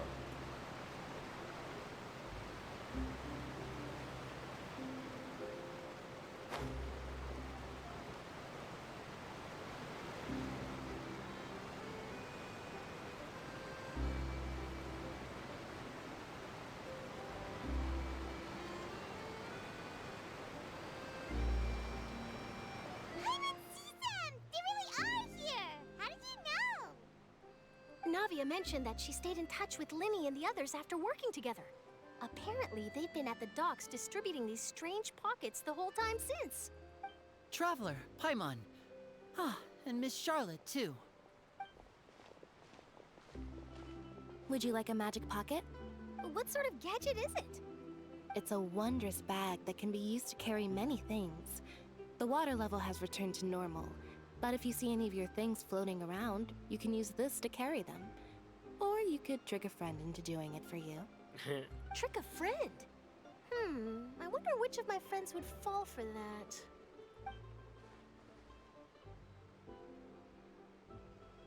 You could just make a friend like Fremine here. Isn't that right, Fremine? Is this what you meant by, I'll help you make some more friends? To be honest, that sounds pretty sweet. Could I have your contact, please? So she has no friends, bro. So they're not friends, but they speak so much within the cast of Fontaine, speak with each other so much, but they're not actually friends with each other. Sure. Please. That's like, oh my god, I speak to you write so down my much, address. but we're not friends. Like, oh my god, we should totally speak. You sure are working hard to help The only Femine person who's got socialize. like some sort of friendship or relation is Navia and Clorin. He was the one who proposed doing this. He even wants to assist in our magic shows. Yes, I was planning to first introduce Pear as an assistant, and later... That said, would anyone want to see a diver escape underwater? Oh, it'll work out. Every journey begins with the first step. He'll become a part of our show eventually. Lynette, could you come over? Miss Charlotte says she wants to take a picture of us. Got it. My, that Charlotte is rather perceptive. She got rid of everyone the moment she realized I had something to say to you. Father says that you did a great deal during the latest events. She's very grateful for your contributions to Fontaine. That's all right. We were more than happy to help. So, what's she doing now? Oh, I guess you haven't heard. Well... After Lady Farina left, Father and Monsieur Neuvillette opened negotiations, during which he gave Fontaine's Gnosis to her as a diplomatic gift. A diplomatic gift? Yes, I was quite surprised at first myself. But when I thought it over, there were actually a number of things going for it. It could have been done as an apology for the incident with Lord Child, or as thanks for his help in tying the all-devouring narwhal down. Furthermore, Father did also lend significant aid to Fontaine and Poisson. That's true, but this is a gnosis we're talking about. Doesn't this seem a bit irresponsible? I would agree, but I've also heard that it seems that Monsieur Neuvillette has had a significant change of heart regarding the matter. I had a feeling they would do that. So there's some reason for this that only Neuvillette knows about? I suspect you'll have to ask him about that yourself. Ah, yes, speaking of which, I did see him strolling around the entrance to the Fortress of Meripede a while back. Isn't he real busy and stuff? But back to the topic. The gnosis was given to the knave, right? What about Child? They say that he's returned to Snezhnaya to recover from his wounds. I hear that the recent disaster really did a number on his health. That's true. When you think about it, we've had loads of run-ins with the Fatui. To think we'd be allied with them this time. So shocked by such a simple switching of sides? Hello? hello.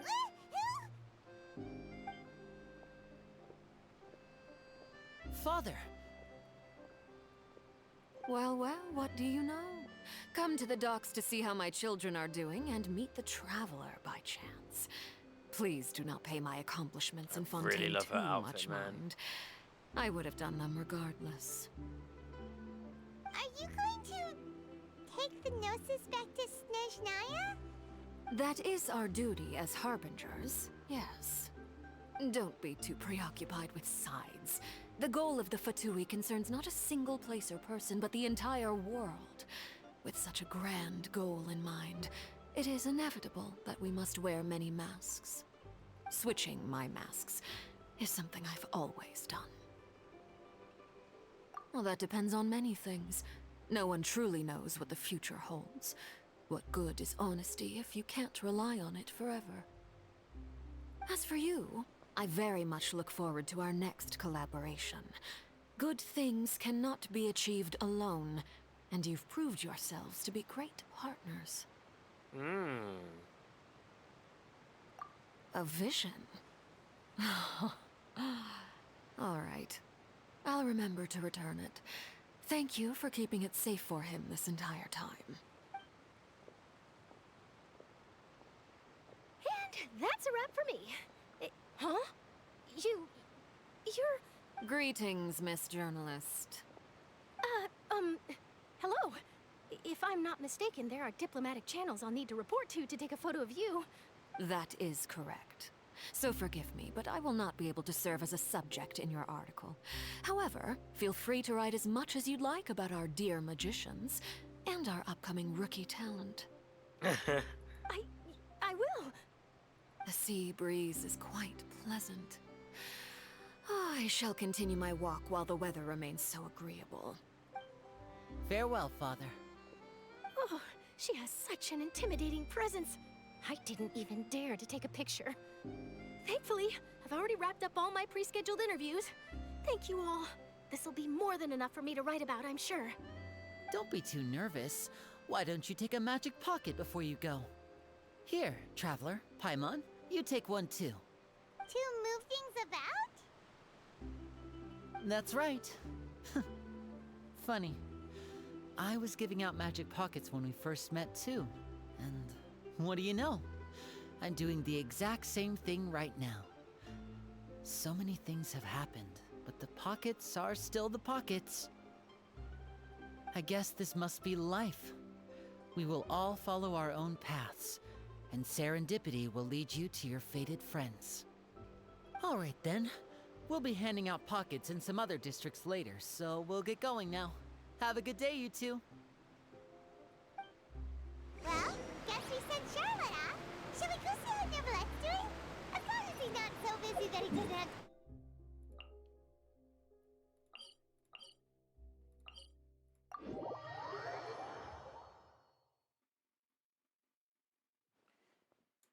My, oh my, oh my.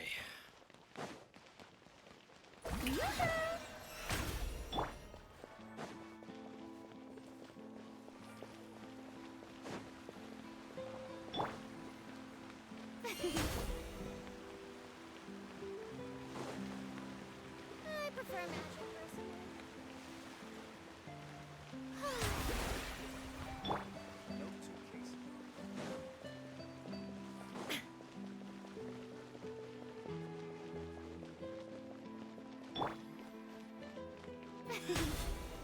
The entrance to the fortress! Ooh, he really is there!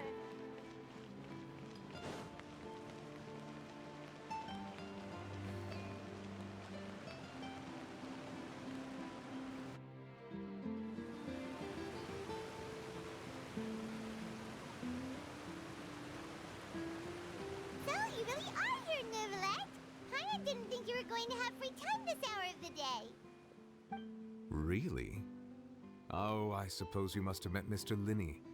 He took the time to greet me earlier when he passed this way. In any case, you came at a good time. I was just considering reaching out to you to set up a meeting, so I may explain some things that I haven't had the time to before. Aw, Paimon's glad that you remembered. Thank you for keeping us on your mind, what with you being busy and all. Alright, let's have it then. How was Fontaine actually saved? The whole business is still quite the mystery to us. It is strange how words can often leave a bitter taste in the mouth when it finally comes time to say them out loud. He sighs softly before telling you the truth concerning what he saw today. Fosul deceived the heavenly principles and used Farina's endless performance to save Fontaine. So that's what happened? I only saw Farina's parts. myself. Focalor destroyed the divine throne of the Hydro Archon and restored your power to you, transforming you into a fully fledged elemental dragon sovereign. But Paimon still doesn't quite get what you did to save the Fontanians from dissolving. For me, the authority of the ancient dragons refers to absolute control over the hydro element. Fontanians were incomplete humans born of Egeria's use of the power of the primordial sea, with constitutions similar to that of mimics. But so long as those primordial energies remain within them, I could use the ancient dragon's authority to grant them true blood, after the fashion in which life was first brought into being on this planet. In other words, when I gave my verdict, Fontanians became true humans, and thus would naturally no longer be dissolved by water from the primordial sea. Focalor must have counted on you to make that decision as well. Your verdict was the key to making the prophecy appear to have come true while saving everyone. You could say that it was at that moment that the Fontanians were finally truly born. Yeah, and in a manner of speaking, Focalor managed to fulfill the original Hydro Where's my Archon's wish voice? to turn Oceanids into real people too. It seems from your expressions that you still have more things you wish to ask. Ask away. I will tell you the truth as I know it. About the final verdict that passed on Child. I have investigated his case along many avenues, and I have learned that he once fell into an unknown chasm when he was young. There, by chance, he awakened the all-devouring narwhal. But whether it be by sentiment or reason, that should not have been enough to consider him the root cause of the disaster. At most, he would have had tangential liability. Right. As for the judgment passed by the Oratrice during the trial, whether it was due to that liability by association or Focalor deliberately using him to buy time for us on the assumption that he would be able to hold the creature off, I cannot say. Guess Focalor had Fontanians in mind the whole time. In the end, it was thanks to her that they finally became real humans. Hang on a second. Paimon suddenly got another question. Back when Fontanians hadn't yet become real humans, were the children they had also transformed Oceanids? Life has always flowed like water. Do you recall how Fontanians would often come to the Fountain of Lucine to pray for children? Yeah, Lynette said the fountain is where all the waters in Fontaine converge. In truth, even those couples did not know that such prayers were no mere custom, but instead a form of ritual. Oh. Those Oceanids who were blessed within the spring water would later descend as new humans in the coming months. Right. Paimon sorta gets it now.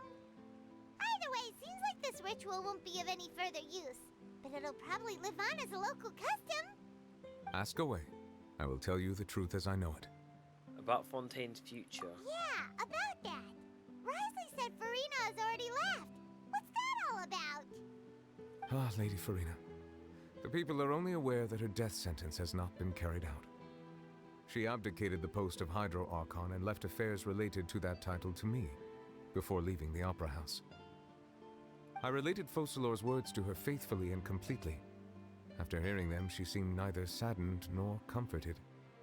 She simply said that she was tired and needed to rest. Having said that, she then packed her things and moved out of the Opera House, not unlike how an ordinary person might. But she's still got a place to stay, right? You need not worry. I will make arrangements to ensure that she will not want for food, clothing, board, or travel. In truth, I am somewhat happy for her. The wear and tear on her spirit will, of course, take time to heal. But now that she no longer has to play the role of Focalor the Hydro Archon... What about you then? What are your plans now that you've regained your full powers as the Hydro Dragon? After Focalor passed on, the Oratrice also ceased to function. This matter will directly affect our trials. After much careful consideration, I've decided to take over its role in our courts. From now on, I shall hear cases and pass verdicts by myself. Looks like you're still considering stuff from the perspective of the Udex, huh? As an elemental dragon, there are indeed many things that I must do. But this power and this duty, in a manner of speaking, you could say that both were granted to me. As such, before I attend to my other responsibilities, I must first and foremost continue to serve Fontaine as its highest judge. The duty of the Hydro Sovereign and the duty of the Eudex shall coexist within my person. Additionally, the Hydro Archon's departure has brought about another problem, which is that the Opera House shall no longer produce indemnitium. That's true. That power was derived from the people's faith in the Hydro Archon, wasn't it? Wait, but the various mechs and machines in the city are all still okay. Where are they getting their energy from? As I am now, I have full command over New Musia, and it can serve as a complete substitute. Another reason why I cannot quite leave Fontaine immediately. Wow. This ancient dragon's authority stuff is really quite useful, huh?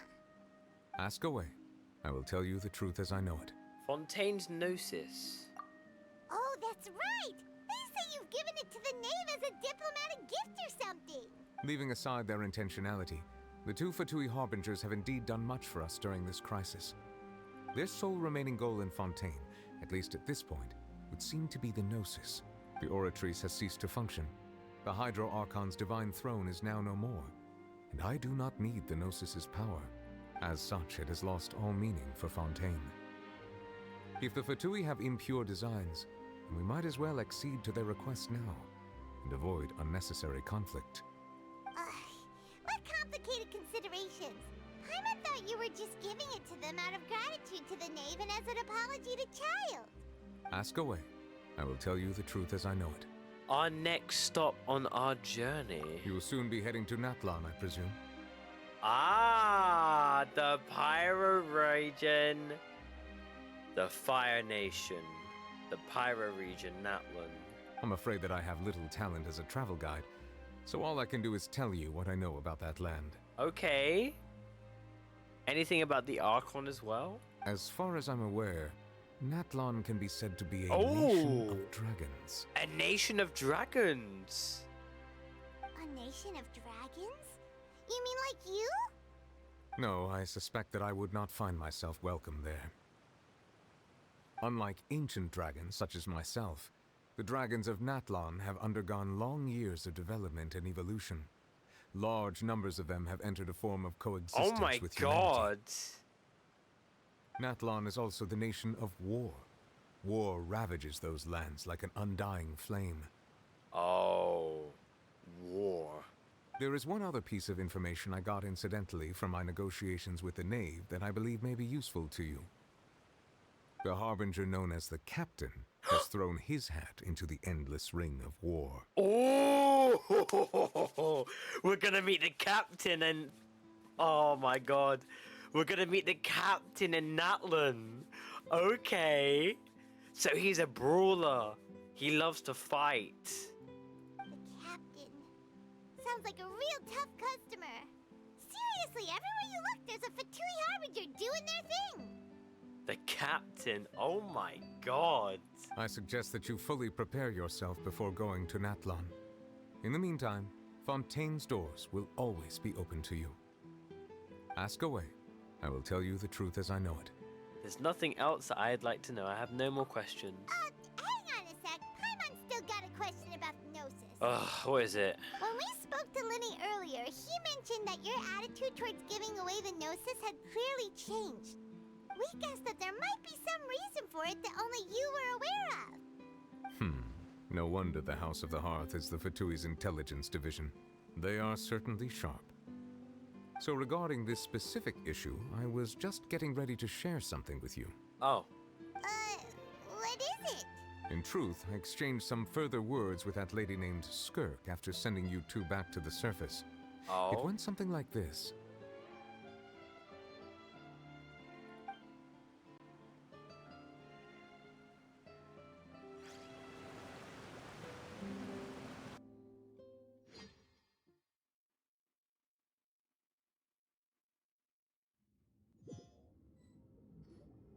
Well, we're going to head topside to see what's going on. You hurry over soon as well, all right, Nervalet?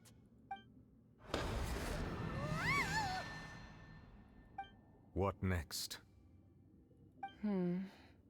The all-devouring narwhal isn't here, so I'm no longer getting any interference. Okay.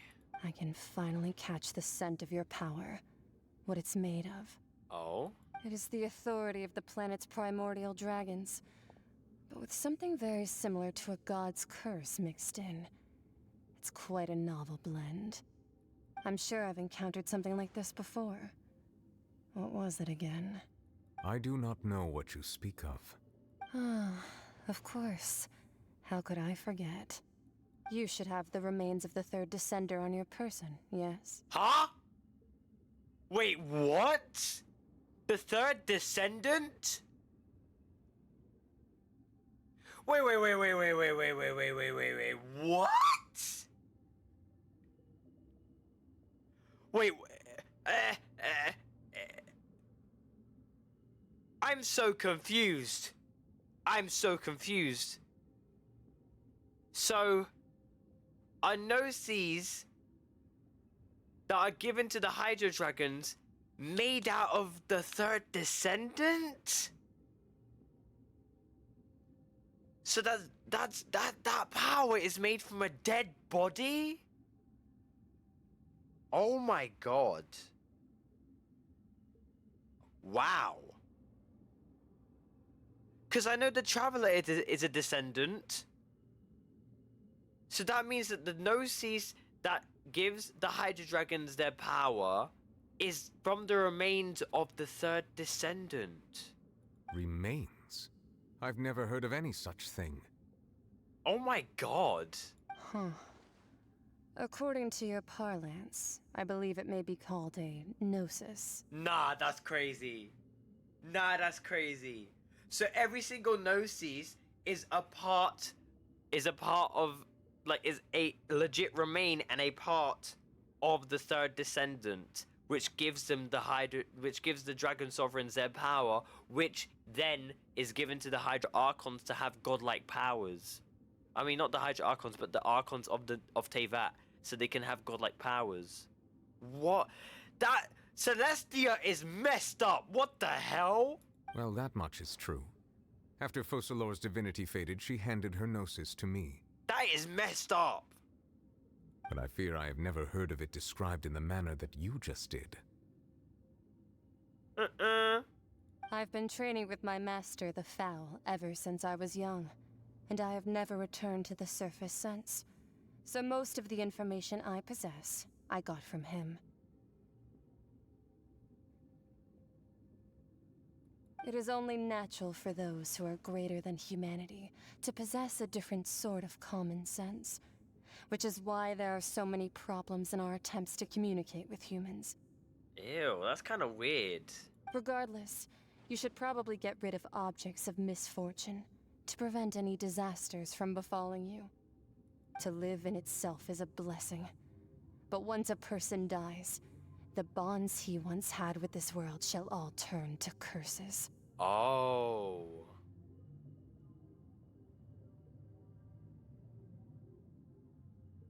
What do you mean by that? No need to fret. These are just my personal thoughts, and my reason for no longer wishing to return to the surface. This third Descender you refer to, who are they? And when did they die? Master never mentioned them to me. Perhaps it just wasn't that important for me to know. What? If you're interested, though, I could ask him. I'll be sure to pass the answer on to you next time. Next? Hey! We're gonna meet you again. We're gonna meet you again. Okay. Next time. You believe we will meet again? I do. Wait. I have a disciple of my own, don't I? He can be the messenger then. So you're gonna tell Child. I see. That is new. That is interesting. Also kind of dark. But interesting. That's what she told me. Whether it would prove useful or not, I wanted to pass that information on to you. Wow. The remains of the third Descender? We know about the Descender because Nahida told us. We are a Descender. So that's what the gnosis actually are. Paimon just thought they looked like chess pieces. How could they be a person's remains? All the same, assuming that there was no misunderstanding or special metaphor at play, that is what she meant to say. And she said that it would bring misfortune and that you should check it, which is why you gave it to the Fatui. That is why the Fatui wants it. Oh my god, and they bring a curse. That's why Raiden didn't want it, because it doesn't belong to her. It belonged to her sister, but her sister died. That's why Nahida didn't want it, because she used it in return as information from the Touré. Wow, it's all making sense now. So the Fatui, the Tsaritsa, is gonna collect all the Gnosis. Okay. And Venti was too stubborn that Signora just took it by force. Zhongli gave it away to Tsaritsa as a contract to prevent the curses. If she speaks the truth, then I would simply be putting Fontaine at unnecessary risk by keeping it here.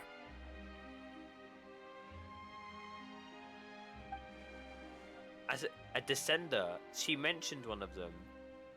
I am the 4th descender. For me, this information means 2 things. One, that the Gnosis are related to the descenders, and 2, that the one who came before me has already died. I had guessed that you might already be familiar with this concept, but I did not expect you to be one of them.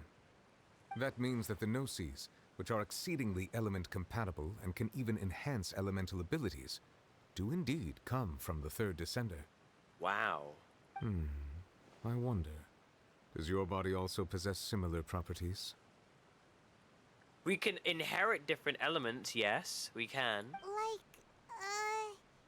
Like being able to use elemental powers without a vision. That does sort of count as special compatibility, right? No, let's not think about this stuff right now. It just feels creepy. No, it doesn't. Comparing the Traveler to the dead 3rd descender and all. Don't worry, I won't die so easily. That's what you say, but this topic still feels like bad luck. Wait, so what's our sister then? Once Child recovers, let's get some more answers out of him. Or go look for his master and get the answers. That is really dark. Oh. I too believe it unwise to make too many blind guesses when information is lacking. The same is true of being at court. Alright. Whatever the case, it seems like the crisis here in Fontaine's over for now. Yes. For now. All of Focalor's efforts were for this moment as well. But she sacrificed herself in the end as a god, and she suffered through all those years as a human. Was that really what she wanted? Hell no. I suppose that would be the mystery of a god's will. Can you understand the will of the gods? I suspect not. But once in a while, I too would guess that if wishes were like the clouds in the sky, they will one day return to the earth as raindrops. Life flows like water, and rain is the final answer. The water levels may sometimes tilt one way or another, but the rain falls fairly upon all. And what, ultimately, is the difference between the rains that fall upon all of us?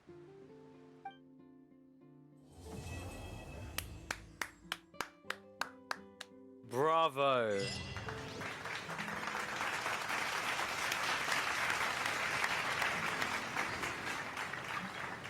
What an Archon quest. 10 out of 10. 10 out of 10. 10 out of 10. I am so taken back. How brilliant! I am so taken back. Ladies and gentlemen, I really hope you enjoyed that. I really did as well. Thank you so much to everyone who witnessed and was involved in the story quest, the Archon quest should I say, and watching the secrets of Focalor and Furina, as well as Fontaine and the prophecy unfold. It's been a privilege and it's been a pleasure to experience this all with you. Make sure to drop a like and subscribe, and I'll see you in the next one.